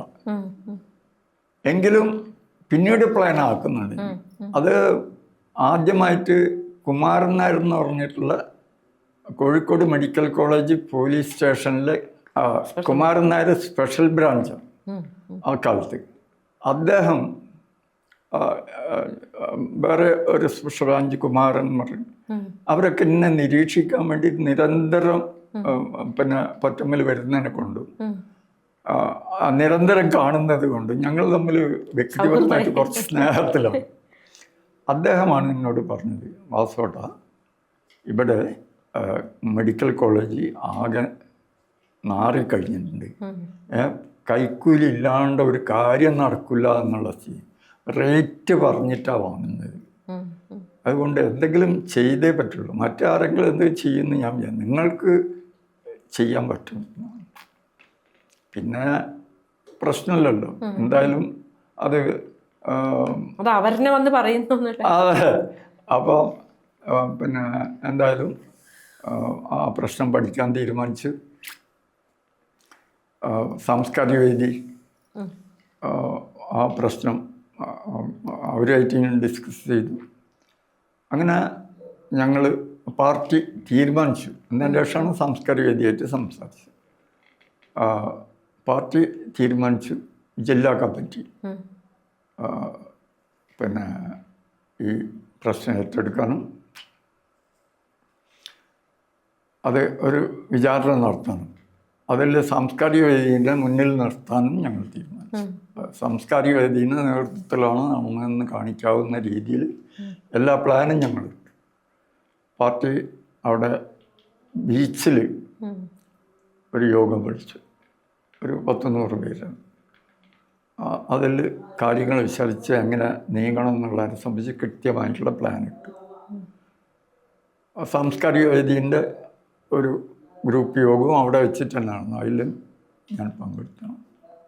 അങ്ങനെ കൃത്യമായിട്ടുള്ള പ്ലാനോട് കൂടിയിട്ടുള്ള നടത്തിയിട്ടുള്ള ഒരു സംഭവമാണ് മെഡിക്കൽ കോളേജ് വിചാരണ. ആദ്യം ഇല്ലായിരുന്നെങ്കിലും അവസാനം കൃത്യമായ പ്ലാൻ ഉണ്ടായിരുന്നു. അത് വിജയകരമായിട്ടുള്ള ഒരു സംഭവമായിട്ട് മാറി. അതിൽ ഞങ്ങൾ അന്ന് സാംസ്കാരിക വേദിനെ മുന്നിൽ നിർത്താൻ വേണ്ടി തന്നെയാണ് ആ സാംസ്കാരിക വേദിൻ്റെ സോമനെ നമ്മൾ മുന്നിൽ നിർത്തി. സോമനെ ഈ പിന്നെ ഇതിൻ്റെ വിചാരണയിലെ അധ്യക്ഷനായി.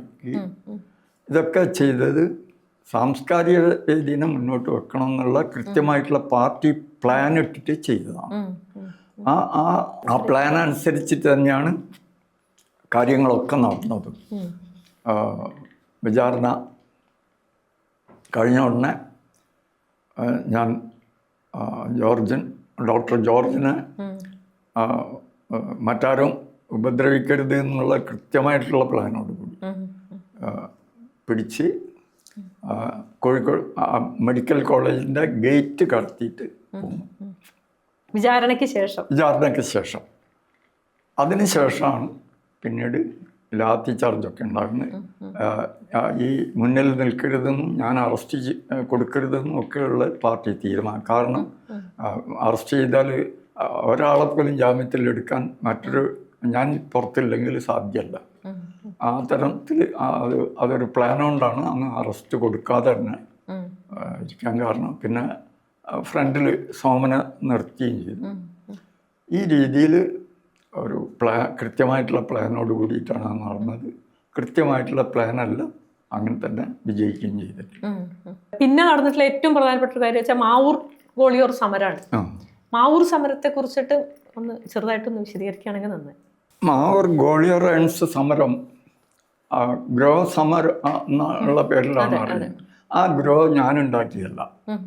ഗ്രോ അവിടുത്തെ തൊഴിലാളികൾ തന്നെ ഉണ്ടാക്കിയതാണ്.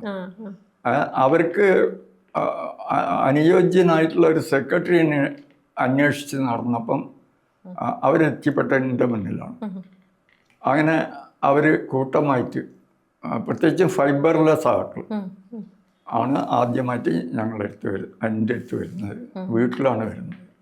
അവർ വരുന്ന സമയത്ത് അന്ന് മന്ദടത്തിയും അജിയും യാക്കൂവും വീട്ടിലുണ്ട്. അവർ തൽക്കാലം വീടുണ്ടാക്കുന്നത് വരെ, ഭാഗം പിരിഞ്ഞതിന് ശേഷം വീടുണ്ടാക്കുന്നവരെ ഒരു താവളാക്കിയതാണ്. ഇവർ ഒരു തവണ വന്നു, 2 തവണ വന്നു. അപ്പം ഞാൻ വളരെ ഷാർപ്പായിട്ട് പറഞ്ഞു, എന്താ വെച്ചാൽ ഞാൻ എടുത്ത ഒരു തീരുമാനമാണ്. ഇനി രാഷ്ട്രീയ പ്രവർത്തനവും ഈ ട്രേഡ് യൂണിയൻ പ്രവർത്തനമൊന്നും നടത്തണ്ട എന്ന് ഉറച്ച് തീരുമാനിച്ചൊരു സമയമാണത്. അത്രമാത്രം തീക്ഷ്ണമായിട്ടുള്ള അനുഭവങ്ങൾ ഈ നക്സലൈറ്റ് പ്രസ്ഥാനത്തിൽ നിന്ന് എനിക്കുണ്ടായിരുന്നു. പ്രതീക്ഷകൾ മുഴുവൻ പോട്ടെ, അവർ പൂർണ്ണമായിട്ട് നിരന്തരം എന്നെ അപമാനിച്ചുകൊണ്ടിരുന്നു. ജാതി ഏറ്റവും തീക്ഷ്ണമായിട്ട് നക്സലൈറ്റിലാണ് ഞാൻ അനുഭവപ്പെട്ടത്. അത് എൻ്റെ വിശദാംശത്തിലേക്ക് ഞാൻ പോകുന്നില്ല. അത് ചെയ്തവരെ സംബന്ധിച്ചും പറയുന്നില്ല. അതിലൊന്നും ഇനി അർത്ഥമില്ല. ശ്രമത്തിലല്ലേ അതൊക്കെ നടക്കുന്നത്? അല്ല, പുനഃസംഘടനാ കമ്മിറ്റി ഞാനായിരുന്നു അതിൻ്റെ കൺവീനർ. ഞങ്ങൾ കോഴിക്കോട് ജില്ലയിൽ നിന്നാണ് അത് ഉണ്ടാക്കുന്നത്. കേരള പുനഃസംഘടന കമ്മിറ്റി. പബ്ലിക് മീറ്റിംഗ്, കോഴിക്കോട്ടെ ഏറ്റവും വലിയ മീറ്റിംഗ്, 10,000-കണക്കിന് ആളാണ് അന്ന് ടൗൺ ഹാളിലും പരിസരത്തും റോഡിൽ നിന്ന് ഇറങ്ങി നിന്നത്. അങ്ങനെ ഒരു പൊതുയോഗത്തിൽ തന്നെ ഞാൻ ഈ ജാതിൻ്റെ പ്രശ്നം പറഞ്ഞു എന്നുള്ളത് ഇതിലെ പിന്നെ നക്സൽ പ്രസ്ഥാനത്തിലെ നേതാക്കന്മാർക്ക്, അതിൻ്റെ തലതൊട്ടപ്പന്മാർ ആണെന്ന് വിചാരിക്കുന്ന അവർക്ക് പിടിച്ചില്ല. പിന്നീട് അവർ ഞാനൊരു ഇനിയൊരു നോട്ടപ്പുള്ളിയാക്കിയിട്ട് തീർത്തു. അത് തൊട്ടിട്ട് അവരായിട്ടുള്ള യുദ്ധം പ്രായോഗികമായിട്ട് ഒരു പരിചയമില്ലാത്ത ഒരു നേതൃത്വമാണ് അന്ന് ഉണ്ടായത്. നേതൃത്വം എന്ന് പറഞ്ഞാൽ സാമൂഹ്യ പ്രവർത്തനത്തിൽ നിന്നും വർഗസമരത്തിൽ നിന്നുമാണ് ഒരു പോരാളി വളർന്നു വരുന്നത്. ഇത് നേരെ മറിച്ചിട്ട് കോളേജുകളിൽ നിന്നും സർവകലാശാലകളിൽ നിന്നും വിദ്യാഭ്യാസത്തിൻ്റെ ഡിഗ്രി നോക്കിയിട്ട് നേതാക്കന്മാരുണ്ടായി നമുക്ക്. അപ്പം അതൊക്കെ അടിമുടി പോക്കയായിരുന്നു. അപ്പം ഇനി അവർക്ക് സഹിക്കാൻ പറ്റാതെ, പല കാരണങ്ങളിലും സഹിക്കാൻ പറ്റാതെ, അപ്പം അവർക്ക് ഏത് രീതിയിലും പുറത്തിടുക മാത്രമാണ്. അതിനവർ ചെയ്തതെല്ലാം എന്നെ വേദനിപ്പിക്കുന്നത്, അങ്ങേറ്റം വേദനിപ്പിക്കുന്നത്. അപ്പം അതിൻ്റെ വിശദാംശം അത് ഒരു കഥയായിപ്പോകും.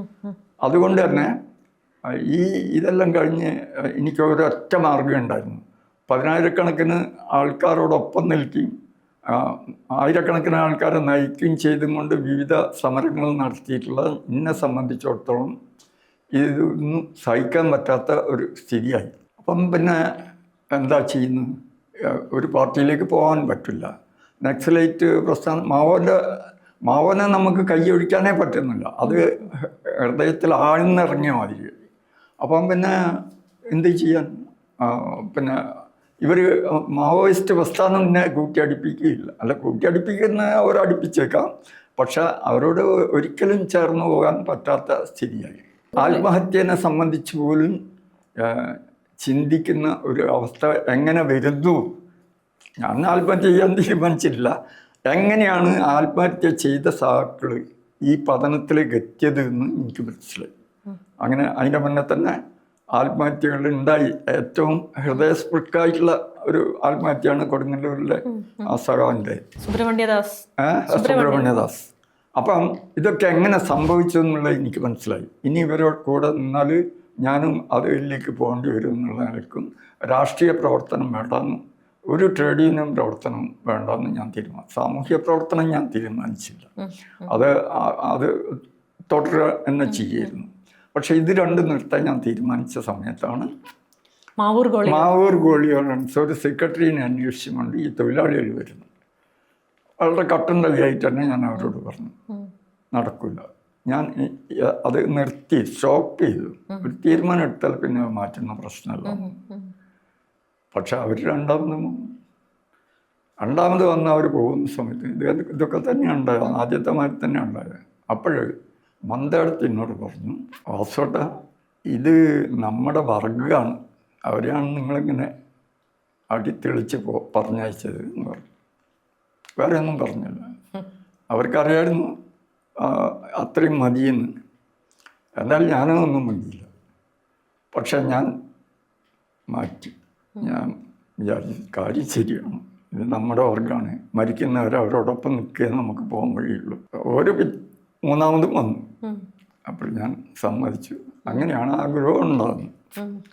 ഗ്രോ ഒരു കുരിശായിരുന്നു. വേറെ ഞാൻ ഏറ്റെടുത്ത കുരിശിൽ ഒരു വലിയ കുരിശായിരുന്നു. അത് ഉള്ളിലും പുറത്തു നിന്നുള്ള ഒരു പോരാട്ടമായിരുന്നു. ഒരു ഭാഗത്ത് യൂണിയൻ്റെ ഉള്ളിൽ തന്നെ ഉള്ള സാബുവിൻ്റെ ഏജൻറ്റ്, അയാളാണ് ഞാൻ കഴിഞ്ഞാൽ പിന്നെ പ്രധാന നേതാവ്. എനിക്കതറിയാം. ഞാൻ അത് പറഞ്ഞാൽ എൻ്റെ കയ്യിൽ എന്താ തെളിവുള്ളത്? പക്ഷെ ഓരോ കാര്യത്തിലും ആദ്യമായിട്ട് ഞാൻ എഴുതിയ നോട്ടീസ് തന്നെ അയാൾ പ്രസ് പോയിക്കൊണ്ട് ആ മാറ്റർ മാറ്റി അടിച്ച് കിട്ടിയപ്പോഴാണ് ഞാനത് കാണുന്നത്. പിന്നെ സമയമില്ല അത് മാറ്റാൻ.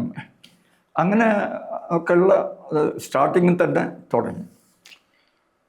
പക്ഷെ അവരെയൊക്കെ വെച്ചുകൊണ്ട് തന്നെ അവിടെ നമ്മുടെ കേരളം അറിയുന്ന ഒരു നിരവധി പോരാട്ടങ്ങൾ ഉണ്ടായി. അതിൽ ഏറ്റവും പ്രധാനം ഞാനും മൊയ്ബാപ്പും ചേർന്ന് നടത്തിയിരിക്കുന്ന നിരാഹാരമാണ്. ആ നിരാഹാരത്തിൽ ഏറ്റവും സ്തോഭജനകമായിട്ടുള്ള സമയം എന്താണെന്ന് വെച്ചാൽ, രണ്ടാമത്തെ നിരാഹാരത്തിൽ തിരുവനന്തപുരം മെഡിക്കൽ കോളേജിൽ ഞാൻ മരണത്തിന് ഞാൻ മരിച്ചിരിക്കുന്നു, ജീവൻ കുറച്ചുണ്ട്, അത് ഏത് നിമിഷവും പോവും എന്ന് ഡോക്ടർ എനിക്ക് വെള്ളം തരുന്ന ശങ്കുണ്ണിയേട്ടനോട് പറഞ്ഞ് ആരെങ്കിലും അറിയിക്കാനുള്ളവരെ അറിയില്ല. അത് രാത്രി 3 മണിക്ക്. എനിക്ക് ഒരു 5 മണിക്കൂർ ബോധം കെട്ടു. ബോധം ഇനി തെളിയില്ല. അതാണ് അവരുടെ നിഗമനം. എന്തായാലും ഞാൻ രക്ഷപ്പെട്ടു. അത് ഞാൻ പറഞ്ഞല്ലോ, പിന്നെ അച്ഛനമ്മയും തന്ന ഭക്ഷണത്തിൻ്റെ ഗുണമുണ്ടായിരിക്കണം, അവരുടെ ജിനോമിൻ്റെ ഗുണമുണ്ടായിരിക്കണം. എന്തായാലും ഞാൻ ജീവനോട് വന്നു. അപ്പോഴും പ്രശ്നം എന്താണെന്ന് വെച്ചാൽ 26ാമത്തത് അതൊരു പ്രധാന സംഭവമാണ്. ഈ റിവിഷനിസം എന്ന് പറഞ്ഞാൽ ഏറ്റവും ക്രൂരമായിട്ടുള്ളത് ചെയ്യാൻ മടിക്കാത്തവരെന്നുള്ളതാണ് അതിൻ്റെ പര്യായം. 26ാമത്തെ ദിവസം ഗൗരിയമ്മ ബിർളനെ പോയി കാണുന്നുണ്ട്. ബിർള സമ്മതിക്കുന്നു. അങ്ങനെ അതും കേട്ടുകൊണ്ട് അവർ വരുന്നത് പിറ്റേന്ന് അവർ റിപ്പോർട്ട് ചെയ്തിട്ടുണ്ടാവും എന്നുള്ളത് ഉറപ്പല്ലേ. അവർ സമ്മതിച്ച കാര്യമാണ്. അതിന് വേണം പിന്നീട് 30ാമത്തെ ദിവസം ഞാൻ മരണത്തിലാണെന്ന് അവർ മനസ്സിലാക്കുന്നു. വേറെ ലോകം മനസ്സിലാക്കുന്നില്ല. രാത്രി ഞാൻ ഏറെക്കുറെ ഒരു 9 മണിക്ക് ഞാൻ ബോധം കെടുന്നുണ്ട്. അത് പിന്നീട് ഒരു 3 മണിക്കോ മറ്റാണ് ഇവരെന്നെ കയ്യൊഴിയുന്നത്. അപ്പോൾ പിന്നെ ഇതെല്ലാം അതാത് സമയം ഗവൺമെൻറ്റിന് കിട്ടുന്നുണ്ട്. ഈ ബിർള ഫാക്ടറി തുറക്കാൻ സംബന്ധിച്ച കാര്യം അവരുടെ മനസ്സിലുണ്ട്. എത്ര ക്രൂരന്മാരാണ് അവർ. ആർക്കാണ് അത് അങ്ങനെ കഴിയുക? എന്നിട്ട് പിന്നീട് ഒരു നഴ്സാണ് എൻ്റെ ജീവൻ രക്ഷിക്കുന്നത്. അവരോട് ചോദിക്കുകയാണ്, ഒരു ഹെഡ് നഴ്സ് ഡോക്ടർമാരോട്, ഞാനൊന്ന് പരിശ്രമിക്കട്ടെ. അങ്ങനെ ആ സ്ത്രീ ശങ്കുണ്ണിയേട്ടൻ പറയാണ്, ഇങ്ങനെ ഒഴിഞ്ഞു, നെഞ്ച് കൂട്ടിയിട്ട് കൈ ഒഴിഞ്ഞിട്ട് ഒരു 10 മിനിറ്റ് അങ്ങനെ ഒഴിഞ്ഞിട്ട് ഒരു ഇഞ്ചക്ഷൻ വെച്ചു. പിന്നീട് ആ ഇഞ്ചക്ഷനിലൂടെ ജീവൻ രക്ഷാ മരുന്നുകൾ കയറ്റി എൻ്റെ ജീവൻ നിലനിർത്തുകയാണ്. അങ്ങനെ 3 ദിവസം നിലനിർത്തി. എന്നതിന് ശേഷമാണ് മുഖ്യമന്ത്രി എനിക്ക് ഫാക്ടറി തുറക്കാമെന്ന് പറഞ്ഞുകൊണ്ടുള്ള കത്തെഴുതുന്നു. ഈ രീതിയിൽ സംഭവങ്ങൾ മുഴുവൻ നിരീക്ഷിക്കുന്നത് എന്താണ്? നയനാരും ഞാനും കൂടി ഏറെക്കുറെ ഒരു 3 വർഷത്തോളം നെല്ലിക്കോട് അദ്ദേഹം താമസിച്ചിരുന്നു. ഞാൻ അയാൾ കേരള ഭവൻ ഹോട്ടലിൽ നിന്ന് ചായയും കഴിച്ചിട്ട് നടക്കുക മാത്രമാണ് അന്ന് പോകും വഴി. പിന്നെ അരൽത്വാലം കയറി അങ്ങ് സ്റ്റേറ്റ് ബാങ്കിൻ്റെ മുന്നിലെത്തി. ഞാൻ കോമൺവെൽത്തിലേക്കും അദ്ദേഹം ദേശാഭിമാനിയിലേക്കും പോകും. ദേശാഭിമാനിൻ്റെ മാനേജറും മലപ്പുറത്തെ സെക്രട്ടറി ആയിരുന്നു അദ്ദേഹം. അപ്പം അവർക്ക് അദ്ദേഹം പിന്നെ എന്താഗ്രഹിച്ചെന്ന് നമുക്ക് പറയാൻ പറ്റില്ല. പക്ഷെ മുഖ്യമന്ത്രി അദ്ദേഹമാണ്. പാർട്ടി തീരുമാനിച്ചതിൻ്റെ അപ്പുറത്തേക്ക് ഇവർക്ക് ആർക്കും ഒന്നും തീരുമാനിക്കാൻ പറ്റില്ല എന്നുള്ള ഉറപ്പും. ഗൗരിയമ്മ അതിനെ കൂട്ടുനിന്നു എന്നാണോ? അങ്ങനെ തന്നെ അല്ല, കൂട്ടി നിന്നിട്ടില്ലെങ്കിലും ഭൂരിപക്ഷ പ്രകാരം അവർക്ക് തീരുമാനിക്കാൻ വഴങ്ങല്ലെന്നു. അവർ പോയിട്ടുള്ളത് ഇങ്ങനെ പോയിട്ടുണ്ടെങ്കിൽ അത് ഈ പ്രശ്നത്തിന് ഒരു പരിഹാരം ഉണ്ടാക്കണം എന്ന് അവർക്ക് ആഗ്രഹം ഉണ്ടായിരുന്നു എന്നുള്ളതാണ് അത് കാണിക്കുന്നത്. പക്ഷെ അതൊരു ന്യൂനപക്ഷമാണല്ലോ. ഇനി അങ്ങനെയുള്ള വേറെ ആളുണ്ടായിക്കൂടെ ഇല്ല. ഒരുപക്ഷെ നയനാരും അങ്ങനെ ആഗ്രഹിച്ചിട്ടുണ്ടാകുന്നത്. പക്ഷെ അവിടെ ഭൂരിപക്ഷമാണ് ഈ പിന്നെ ഇവരെ സംബന്ധിച്ചിടത്തോളം പിന്നെ അങ്ങനെ ഏകപക്ഷീയമായിട്ടുള്ള. അന്നത്തെ സ്റ്റേറ്റ് സെക്രട്ടറി ആരായിരുന്നു? അപ്പം VS ആയിരിക്കാം. അപ്പം ആ രീതിയിൽ പിന്നെ എന്തായാലും ജീവൻ കിട്ടി. 4 മണിക്കൂർ ഞാൻ അബോധാവസ്ഥയിൽ കിടന്നു. അതിന് മുന്നേ ഒരു ദിവസം മുഴുവൻ 10 മിനിറ്റ് കൂടുമ്പോൾ പൾസ് നോക്കാൻ വേണ്ടിയിട്ട് സ്ഥിരമായിട്ട് 2 ജൂനിയർ ഡോക്ടർമാർ വെച്ച്. അപ്പോഴേ എനിക്ക് മനസ്സിലായിട്ടുണ്ട് ഇത് പോവാണ്, ഇനി തിരിച്ചു വരവില്ല എന്നെനിക്ക് മനസ്സിലായിട്ടുണ്ട്. ആ രീതിയിൽ ഒരു 24 മണിക്കൂർ കഴിയുമ്പോഴത്തേക്ക് തന്നെ ബോധം കിട്ടും. അപ്പം ഈ രീതിയിൽ അന്നല്ലോ അവരെ സംബന്ധിച്ചിട്ട് അതിനെ അപ്പോൾ റിവിഷനിസം എന്താണെന്നുള്ളത് അതിൽ നിന്നാ മനസ്സിലാവും. അതൊരു മാനസികാവസ്ഥയും കൂടിയാണ്. ഇത് പാർട്ടി പിന്നെ ഒരു ബൂർഷാവൽക്കരിക്കുന്നതിൻ്റെ പ്രശ്നം മാത്രമല്ല, അങ്ങേറ്റം സ്വാർത്ഥികളായി മാറുന്നതിൻ്റെ പ്രശ്നം, മറ്റുള്ളവരെ ഓടുള്ള ഒരു വൈകാരികമായിട്ടുള്ള ഒരു ദയയോ ഒന്നുമില്ലാത്ത ഒരു മരവിച്ച മനുഷ്യരായി മാറുന്നതിൻ്റെ പ്രശ്നം. തങ്ങൾ മാത്രം, തങ്ങളുടെ പാർട്ടി, തങ്ങളുടെ ആൾക്കാർ, തങ്ങളുടെ സഖാവ്, ആ സഖാവിന് എന്ത് വേണമെന്ന് വെച്ചാൽ അയാൾക്കൊരു ചെറിയ മുറിവേറ്റാൽ പോലും രക്തം തിളയ്ക്കുന്ന ഒരു മറ്റൻ ചത്ത് വീഴുന്നതിൽ ഒരു തുള്ളി കണ്ണീര് വരാത്ത ഒരു മാനസികാവസ്ഥ തന്നെയാണ് റിവിഷനിസം എന്ന് പറയുന്നത്. റിവിഷനിസത്തിനും നല്ല മുതലാളിത്ത പാതാണ്. മുതലാളിത്ത പാത എന്ന് പറഞ്ഞാലും അത് തന്നെയാണല്ലോ. മുതലാളിക്ക് കാശ് എത്ര കിട്ടിയാലും മതിയാവില്ലല്ലോ. മറ്റൊന്ന് മരിച്ചു വീഴുന്നതിനെ സംബന്ധിച്ച് ഒരു ബോധമില്ലല്ലോ. ഇത് തന്നെയാണത്.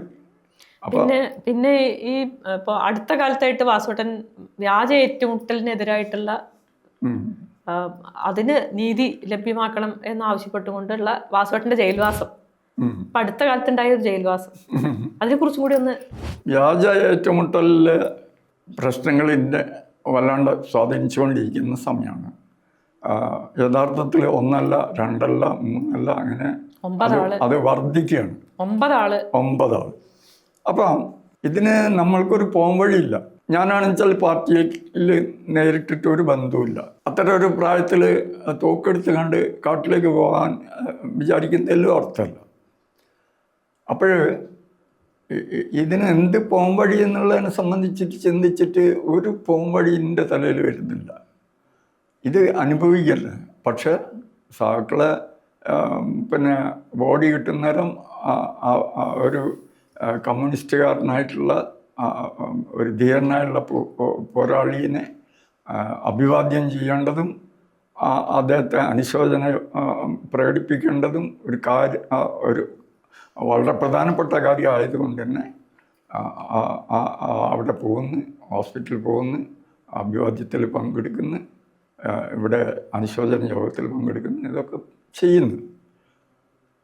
പക്ഷേ അതിനൊക്കെ പോലീസ് കേസ് ചാർജ് ചെയ്യുക. അവരുടെ ഉദ്ദേശം ഒന്നേ ഉള്ളൂ, അതായത് ഇതിൽ ആരും തൊട്ടു പോകണ്ട.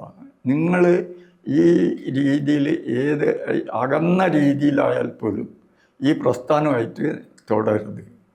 തൊട്ടാൽ അതിൻ്റെ പ്രത്യാഘാതം ഉണ്ടാകും എന്ന് ജനങ്ങളെ മനസ്സിലാക്കുക, യുവാക്കളെ മനസ്സിലാക്കുക. ഇതാണ് അവരുദ്ദേശിക്കുന്നത്. അല്ലാണ്ട് ഈ അനുശോചന യോഗം ചേരുന്നതിന് മുൻകൂട്ടിയിട്ട് പിന്നെ പെർമിഷൻ എടുക്കാൻ പറ്റുമോ? പെർമിഷൻ എടുത്തില്ല എന്ന് പറഞ്ഞുകൊണ്ട് അനുശോചന യോഗത്തിനെതിരെ കേസെടുത്താൽ എന്താ അതിൻ്റെ അർത്ഥം? അപ്പം ഇത്തരം വിഡ്ഢിത്തങ്ങളും തെമ്മാടിത്തരങ്ങളുമാണ് നടക്കുന്നത്. അപ്പം അതിന് നമുക്കൊന്നും ചെയ്യാൻ പറ്റുന്നില്ല. ആ സാക്കളെ കുടുംബത്തിനെ സംബന്ധിച്ചിടത്തോളം പോലും നമ്മൾക്ക് ഒന്നും ചെയ്യാൻ പറ്റുന്നില്ല. ഈ ദുരന്തം അനുഭവിക്കുന്ന സാക്കളെ ആർക്കും സഹായിക്കാൻ പറ്റുന്നില്ല. ഇങ്ങനെയുള്ള ഒരു ഗതികേട് ഈ പ്രസ്ഥാനത്തിന് മാത്രം, കമ്മ്യൂണിസ്റ്റ് പ്രസ്ഥാനത്തിൽ അങ്ങനെയല്ല. അങ്ങനെ പിന്നെ ഒരു ബുദ്ധിമുട്ടായാൽ തീർച്ചയായിട്ടും ഞങ്ങളൊക്കെ പണിമുടക്കം നടത്തുന്ന കാലത്ത് തൊട്ട ചുറ്റുവട്ടത്തിന് റേഷൻ വാങ്ങാനുള്ള കാശ് വരെ എല്ലാ സാധനങ്ങളും വാങ്ങിക്കൊടുക്കാൻ ചുറ്റുവട്ടത്തെ വീടുകളിൽ ചെന്നാൽ പറ്റും. ഇത് ഒരാളെ സമീപിക്കാൻ പറ്റാത്ത അവസ്ഥ. അപ്പോൾ ഇത്തരം ഒരവസ്ഥയിൽ ആണ് ഇതിന് ഒരു കേസ് എടുക്കുന്നത്. അത് അങ്ങനെ വിട്ടാൽ പറ്റില്ല എന്ന് ഞാൻ തീരുമാനിച്ചു. അങ്ങനെയാണ് കോടതിയിൽ ഈ പ്രശ്നം പിന്നെ ഞാൻ നിലപാട് എടുത്തത്. ആ നിലപാട് മയപ്പെടുത്താൻ വേണ്ടിയിട്ട് മനുഷ്യരോടക്കം വക്കീലന്മാരോടക്കം പരമാവധി പരിശ്രമിച്ചു. ഞാൻ പറഞ്ഞു ഇത് അതൊരവസരമായിരുന്നു, എനിക്ക് കിട്ടിയൊരവസരമാണ്. അത് ഞാൻ അതിനെതിരായിട്ടുള്ള ഒരു പ്രൊട്ടസ്റ്റായിട്ട് മാറ്റി. അത് ജയിലിൽ എനിക്ക് ആദ്യം ഒരു പ്രശ്നമല്ല, എപ്പോഴും ഒരു പ്രശ്നമല്ല. അപ്പം അതുകൊണ്ട് ഒരു 1.5 മാസം അവിടെ കിടന്ന് 7 കൊല്ലം ഞാൻ ജയിലിൽ കിടന്നിട്ട് മനുഷ്യരറിഞ്ഞില്ല. ഒരു പക്ഷെ അടുത്ത സഹാക്കൾ അറിഞ്ഞിട്ടുണ്ടാവും. ഇത് വലിയൊരു ഇഷ്യൂ ആയിട്ട് ചാനലുകാരും പത്രക്കാരും ഒക്കെ എടുത്തു. അത് ഞാൻ ഉദ്ദേശിച്ച രീതിയിൽ തന്നെയുള്ള ഒരു പ്രൊട്ടസ്റ്റായിട്ട് കേരളം എടുത്തു. വലിയ സന്തോഷമുള്ള കാര്യമാണ്. ഒരു നക്സൽ പ്രസ്ഥാനത്തിലെ ഒരു വിജയം എനിക്ക് കിട്ടിയിരിക്കുന്നത് എനിക്ക് തോന്നുന്നത് ഒരു സന്തോഷം തോന്നുന്ന ഒരു കാര്യമാണ്. ഇപ്പം ഏറ്റവും അവസാനമായിട്ട് വാസുവേട്ടൻ പങ്കെടുത്തിട്ടുള്ള നീണ്ടകാലം എന്താ പറയുക കുത്തിരിപ്പ് സമരമൊക്കെ നടത്തി നീണ്ടകാലം മലപ്പുറത്തെ ഒരു ആദിവാസി സമരം, അതിനെക്കുറിച്ചും കൂടി ഒന്ന്. അത് ആദിവാസികൾ നടത്തിയിട്ടുള്ളൊരു പോരാട്ടമാണ്. ഒരു സ്ത്രീ, എനിക്കതിൽ കാര്യമായിട്ടുള്ള പങ്കില്ല. അവിടെ ജയിലിൽ ഈ പ്രശ്നത്തിൽ ഞാൻ ജയിലിലുള്ള സമയത്താണ് പിന്നെ ഒരു മജീഷ്യൻ, എനിക്ക് അദ്ദേഹത്തിൻ്റെ പേരറിയാൻ ഓർമ്മിക്കുന്നില്ല, അദ്ദേഹം എന്നെ കാണാൻ വരുന്നത്, എന്നിട്ട് ഈ കാര്യം പറഞ്ഞു, ഇങ്ങനെ ഒരു ആദിവാസി സമരം അവിടെ നടക്കുകയാണ്, ആ കുട്ടി മരിച്ചു പോവുള്ളൂ, ആരും തിരിഞ്ഞു നോക്കുന്നില്ല, 100-300 ദിവസമായി, അതുകൊണ്ട് വാസോട്ടം ജയിൽ കഴിഞ്ഞ് വിട്ടാൽ ഉടനെ ഒന്ന് അങ്ങോട്ടേക്ക് വരണം. അങ്ങനെയാണ് ഞാൻ അവിടെ പോകുന്നത്. പോയപ്പോൾ ഞാൻ വരുന്ന ദിവസം തന്നെ അവരൊരു യോഗമൊക്കെ വിളിച്ചിട്ടുണ്ട്. അതിൽ വെച്ചിട്ട് അവർ ഇന്ന രക്ഷാധികാരിയായിട്ട് പിന്നെ അംഗീകരിക്കും. അതിൻ്റെ അടിസ്ഥാനത്തിൽ ഞാൻ അവിടെ നിന്നുകൊണ്ട് അവരായിട്ട് ബന്ധം, അതിൻ്റെ മുന്നത്തെ എന്തൊക്കെയാണ് നടന്നതെന്ന് എനിക്കറിയില്ല. പക്ഷേ ബിന്ദു ഒരു വളരെ യാതനാപൂർണമായിട്ടുള്ളൊരു സമരമാണ് നടത്തിയത്. 300 ചില്ലാനും ദിവസം അവർ അരിഭക്ഷണം കഴിച്ചില്ല എന്നാണ് മനസ്സിലാക്കുന്നത്. എന്തോ ജ്യൂസോ മറ്റോ കഴിച്ച് ആ രീതിയിലാണ് ആ സമരം വന്നത്. എന്തായാലും അവർ മരിക്കാൻ പോകുന്ന ഒരവസ്ഥയായിരുന്നു അത്. അന്നേരം ഇടപെടൽ അല്ലാണ്ട് പോകാൻ വഴിയുണ്ടായിരുന്നില്ല. അങ്ങനെ കളക്ടറേറ്റ് സംസാരിച്ചു, ഒരു ഒത്തുതീർപ്പിലെത്തി. ഒത്തുതീർപ്പ് നടപ്പിലാക്കാൻ കളക്ടർക്ക് കഴിഞ്ഞില്ല. അതിൻ്റെ കാരണം താഴെ നിലമ്പൂരിലെ പാർട്ടിയും മിനിസ്ട്രിയും, കമ്മ്യൂണിസ്റ്റ് മിനിസ്ട്രിയും യോജിച്ച് നിന്നിട്ട് അതിനെ തടയാണ് ചെയ്തത്. അത് നിസ്സഹായനായിരുന്നു അദ്ദേഹം. എന്തുകൊണ്ടെന്ന് വെച്ചാൽ അദ്ദേഹം ഏറ്റവും നമ്മൾക്ക് അനുകൂലമായിട്ടായിരുന്നു എന്നുള്ളത് ഞാൻ മനസ്സിലാക്കാൻ കാരണം, അദ്ദേഹം എഗ്രിമെൻ്റ് മാത്രമല്ല, അദ്ദേഹം ഗവൺമെൻറ്റിന് അയച്ച റിപ്പോർട്ടുകൾ ഉണ്ട്.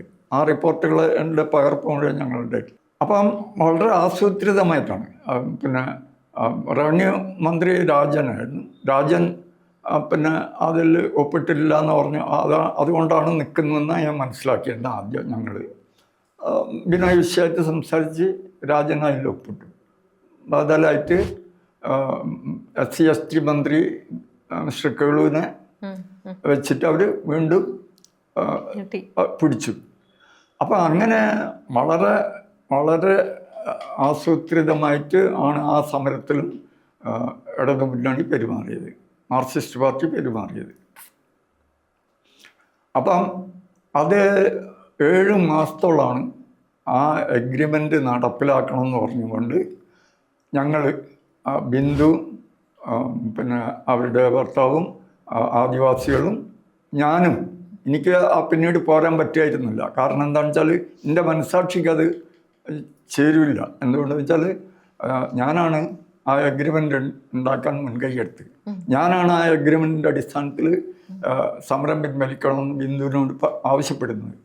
എന്നിട്ട് പിന്നീട് അവർ അത് ആ എഗ്രിമെൻ്റ് നടപ്പിലാക്കാൻ വേണ്ടിയിട്ട് വീണ്ടും സമരം നടത്തുന്ന നേരം ഞാൻ വീട്ടിലേക്ക് പോരുക എന്ന് പറഞ്ഞാൽ അത് ഒരു ശരിയായ കാര്യമാണെന്ന് എനിക്ക് തോന്നിയില്ല.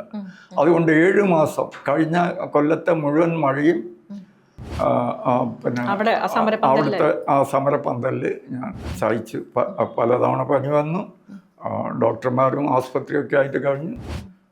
ഒരു കണ്ണിൽ ചോരയില്ല എന്ന് പറയില്ലേ, അതാണ് വാസ്തവത്തിൽ അവർ ആദിവാസികളോട് ചെയ്തത്, എന്നോട് ചെയ്തത്. എന്തുകൊണ്ടെന്ന് വെച്ചാൽ എന്നെ സംബന്ധിച്ച്, എൻ്റെ ആരോഗ്യത്തിനെ സംബന്ധിച്ച് അവർക്ക് നന്നായിട്ട് അറിയായിരുന്നു. ഇപ്പോൾ അത് സാധ്യത ഉണ്ടോ? എങ്ങനെ ഇപ്പോൾ പുതിയ സർക്കാർ മാറിയ സാധ്യത? അതെ, ഇപ്പം ഈയിടെ ഞങ്ങൾ ബിന്ദുവും അവരുടെ പിന്നെ ഭർത്താവും ഞങ്ങളെല്ലാം വക്കീലും എല്ലാം കൂടി വരുന്നത്. മന്ത്രിമാരെ കണ്ടു, റവന്യൂ മന്ത്രിനെ കണ്ടു, മുഖ്യമന്ത്രിനെ കണ്ടു. എല്ലാവരും വളരെ സഹാനുഭൂതി ആണ്. ഏത് രീതിയിലും പ്രശ്നം പരിഹരിക്കാമെന്ന് അവർ പറഞ്ഞിട്ടുണ്ട്. പരിഹരിക്കുമെന്ന് ഞങ്ങൾക്ക് ഉറപ്പുണ്ട്. ഈ കാര്യത്തിൽ സമയത്തിൻ്റെ പ്രശ്നം മാത്രമാണ്. എന്താണെന്ന് വെച്ചാൽ ഹൈക്കോടതിയിലെ റിട്ട് നിൽക്കുകയാണ്. ആ റിട്ട് നിൽക്കുന്ന നേരം പെട്ടെന്ന് ഗവൺമെൻറ്റിന് തീരുമാനമെടുക്കാൻ പറ്റില്ല. ഒന്നുകിൽ ഞങ്ങൾ പിന്നെ ഈ റിട്ട് പിൻവലിക്കുക, പിന്നെ ഗവൺമെൻറ്റായിട്ട് ഒത്തുതീർപ്പുണ്ടാക്കുക, അല്ലെങ്കിൽ ഞങ്ങൾ ടെ ആവശ്യം ശരിയാണെന്ന് അവിടെ പ്രോസിക്യൂഷൻ പറയാം. അതിൻ്റെ അടിസ്ഥാനത്തിൽ പിന്നെ കേസ് ജഡ്ജി തീരുമാനിക്കുക. ഇങ്ങനെയൊക്കെയുള്ള മാർഗങ്ങളാണ് അതിലുള്ളത്. അപ്പോഴും ആലോചിക്കാൻ ആ ഒരു സമയം വേണമെന്ന് പറയുന്ന നേരം തീർച്ചയായിട്ടും അത് ഒരു ന്യായമായിട്ടുള്ള ഗ്യാപ്പാണ്. അത് ഞങ്ങൾ അംഗീകരിച്ചിരിക്കുകയാണ്. അടുത്ത മാക്സിമം ഒരു മാസത്തിൻ്റെ ഉള്ളിൽ പ്രശ്നം അവസാനിക്കുന്ന ഞാൻ വിചാരിക്കും. ഇതൊരു ജൂൺ മാസമാണ് ഇപ്പോൾ. വാസുവേട്ടൻ്റെ കൊട ഇപ്പം ഞാനടക്കം അത് പിന്നെ സോഷ്യൽ മീഡിയയിലൊക്കെ അതിനെ ഇടാറുണ്ട്. ഒരു രാഷ്ട്രീയ പ്രവർത്തനം എന്നുള്ള രീതിയിൽ തന്നെയാണല്ലോ വാസുവേട്ടൻ കൊട നിർമ്മാണം അല്ലെങ്കിൽ കൊടയിലേക്ക് എത്തുന്നത്. എങ്ങനെയാണ് അതിനൊരു കഥയും കൂടി ഒന്ന് ചുരുക്കി പറഞ്ഞു തരും? അല്ല, ജീവിക്കണമല്ലോ മനുഷ്യന്. അതെ, ജയിലിൽ വന്നതിനോടുകൂടി ജോലിയില്ല. അപ്പം എന്ത് ചെയ്യണമെന്ന് ആലോചിച്ചു. കൊടയെന്നെ സംബന്ധിച്ചിട്ട് അതിൻ്റെ എല്ലാ മെക്കാനിസവും എനിക്കറിയാം. അതിൻ്റെ റോ മെറ്റീരിയൽ എവിടെ കിട്ടുന്നു, അതെങ്ങനെ ഉണ്ടാക്കിക്കാം എന്നൊക്കെ എനിക്കറിയാം. അത് മാർക്സിസ്റ്റ് പാർട്ടിയിലുള്ളപ്പം അതിനൊരു ബാൻഡ് സെറ്റ് നെല്ലിക്കോടാണ് ആദ്യമായിട്ട് കേരളത്തിൽ പിന്നെ പാർട്ടി വോളണ്ടിയർ കോറിന് ഒരു ബാൻഡ് സെറ്റ് ഉണ്ടായിരുന്നു. അതിങ്ങനെ ചെറിയ ഷോർട്ട് നടത്തിയിട്ടൊക്കെയാണ് അത് സാധ്യമായത്. അപ്പം 1000 ആളുള്ള ഒരു കുറി നടത്തി. അന്ന് കമ്പനിയിൽ തന്നെ 500 ചില്ലാണ്. എല്ലാവരും ഞാൻ പറഞ്ഞാൽ ചെയ്തു എന്നുള്ള ഉറപ്പ്. അങ്ങനെ ഒരു 500-ലധികം കമ്പനിയിൽ ഏറെക്കുറെ അത്ര തന്നെ നെല്ലിക്കോട്ടും ഞങ്ങൾ കുറി ചേർത്തി. അത് ഹോൾസെയിലായിട്ട് വാങ്ങിയിട്ടുള്ള ആ ഗ്യാപ്പ്, അതിന് കിട്ടുന്ന കാശ് നമ്മൾക്ക് ലാഭമായിട്ട് കണക്കാക്കിയിട്ടാണ്. പക്ഷേ ഒരു തവണ മാത്രമാണ് ഹോൾസെയിലിൽ നിന്ന് കുറച്ച് കൊടയെടുത്തത്. അപ്പോഴേക്കും പിന്നെ എൻ്റെ നാഗജിയിലുള്ള സുഹൃത്തുക്കൾ പറഞ്ഞു, വാസോട്ട ഇതിൽ മെച്ചമാണ്, നമുക്കത് ഉണ്ടാക്കി കൊടുക്കുകയാണെങ്കിൽ റോ മെറ്റീരിയൽ തന്നെ സ്ഥലത്ത് നിന്ന് കിട്ടുമെന്ന് പറഞ്ഞു. അങ്ങനെ ഞാൻ ആ കാലത്ത് കോയമ്പത്തൂർ പോയിട്ട് വരെ ഇല്ലി വാങ്ങിയിരുന്നു. അങ്ങനെ കൊടുങ്ങല്ലൂരിൽ നിന്ന് അങ്ങനെ സാധനം എടുത്ത് കൊണ്ടുവന്ന് നോക്കിയപ്പോൾ ഞങ്ങൾ പ്രതീക്ഷിച്ചത് ₹1 ലാഭമാണ് ഒരു കുട എൻ്റെ മുകളിൽ. ഇത് ₹2 അധികം വരുന്ന ഒരു മിച്ചം കിട്ടി. അന്ന് മുതൽ തന്നെ പിന്നെ മറ്റൊരു കൊല്ലം കൂടി നടത്തി. അതോടുകൂടി എനിക്ക് ഇതിൻ്റെ മെക്കാനിസം മനസ്സിലായി. ആ കാര്യമാണ് പിന്നീട് ഈ ജോലിയില്ലാത്ത പ്രശ്നം വന്നപ്പോൾ ആലോചിച്ചത്. എന്തായാലും മറ്റ് ഒരാളോട് ഒരു ചായ വാങ്ങി കുടിക്കുന്ന രീതി പണ്ടുമില്ല, അത് ഇനി തുടരാൻ പറ്റില്ല എന്നുള്ള ഒരു തോന്നലുമുണ്ട്. അതൊരു ദുരഭിമാനമാണെന്ന് പലരും ചൂണ്ടിക്കാണിച്ചിട്ടുണ്ട്. എങ്കിലും അത് അങ്ങനെയാണ് ശീലിച്ചത് കുട്ടിക്കാലത്തെ. ഞാൻ ഒരു റൂം എടുത്തു അവിടെ, പിന്നെ പീഡിയ. എന്നിട്ട് ആദ്യമായിട്ട് വർഗീസ് മെമ്മോറിയൽ ബുക്ക് സ്റ്റാളിൽ നിന്ന് എഴുതി വെച്ചു. അവിടെ ആണ് കുട ഉണ്ടാക്കാൻ വേണ്ടിയിട്ട് ഒരാളെ കണ്ടെത്തി, ആളെ കൊണ്ട് കുറച്ച് കുട ഉണ്ടാക്കിച്ച് 600 കുട ഞാൻ വന്ന സീസണിൽ തന്നെ വിറ്റു. പിന്നെ അതിൻ്റെ മിച്ചം കൊണ്ട് ഒരുവിധം ജീവിച്ചു. പക്ഷെ ഒരു 3-4 മാസം കൊണ്ടല്ലാണ്ട് നമ്മളെടുത്ത് കാശ് നിൽക്കിയില്ല. പിന്നെ ഞാൻ മുറ്റി വിറക് പുതിയറയിൽ നിന്ന്, പിന്നെ ഗവൺമെൻറ്റിൻ്റെ ഫോറസ്റ്റിൽ നിന്ന് മരം മുറിച്ചതിൻ്റെ ശേഷം അതിൻ്റെ മുറ്റി വിറകിന് കൊടുത്തിരുന്നു പുതിയറയിൽ. അത് വാങ്ങിക്കൊണ്ടുവന്ന് വിറക് കീറിക്കൊടുക്കാൻ തുടങ്ങി. അങ്ങനെയൊക്കെയാണ് ആ പീഡിയ നടത്തിയത്. പീഡിയയിൽ നല്ല സാധനങ്ങളൊക്കെ ധാരാളം പൈസ ഇൻവെസ്റ്റ് ചെയ്ത് നടത്താവുന്ന ഒരു പീഡിയാണ്. പക്ഷെ എപ്പോഴും സീസൺ വരുന്നവരും വാസു കുറച്ച് കുടയുണ്ടാക്കും, അതിൻ്റെ ലോയിക്കാർ വാങ്ങിക്കും, അങ്ങനെയൊക്കെയായിരുന്നു. പക്ഷെ കഴിഞ്ഞ തവണ ആണ് ഒരു വ്യത്യാസം. നിങ്ങളെല്ലാവരും കൂടി ഈ പിന്നെ ഓൺലൈനോ പിന്നെ സോഷ്യൽ മീഡിയ എന്ന് പറയാൻ തന്നെ എനിക്ക് പ്രയാസമാണ്. അപ്പോൾ അത് എല്ലാം കൂടിയിട്ട് അപ്പോൾ എനിക്ക് കുറച്ച് കച്ചവടം വർദ്ധിച്ചു. എന്നാലും മിച്ചമൊന്നും വെക്കുന്നില്ല. ഒരു 3-4 മാസം എല്ലാം പാടെ ഞാൻ പഴയ കടവും വിട്ടു. 3-4 മാസം മുന്നോട്ട് പോകും. പിന്നെ ആരോടെയും കടം വാങ്ങിയിട്ട് സീസൺ വരുന്നവരെ ഉണ്ടാക്കി വെക്കും.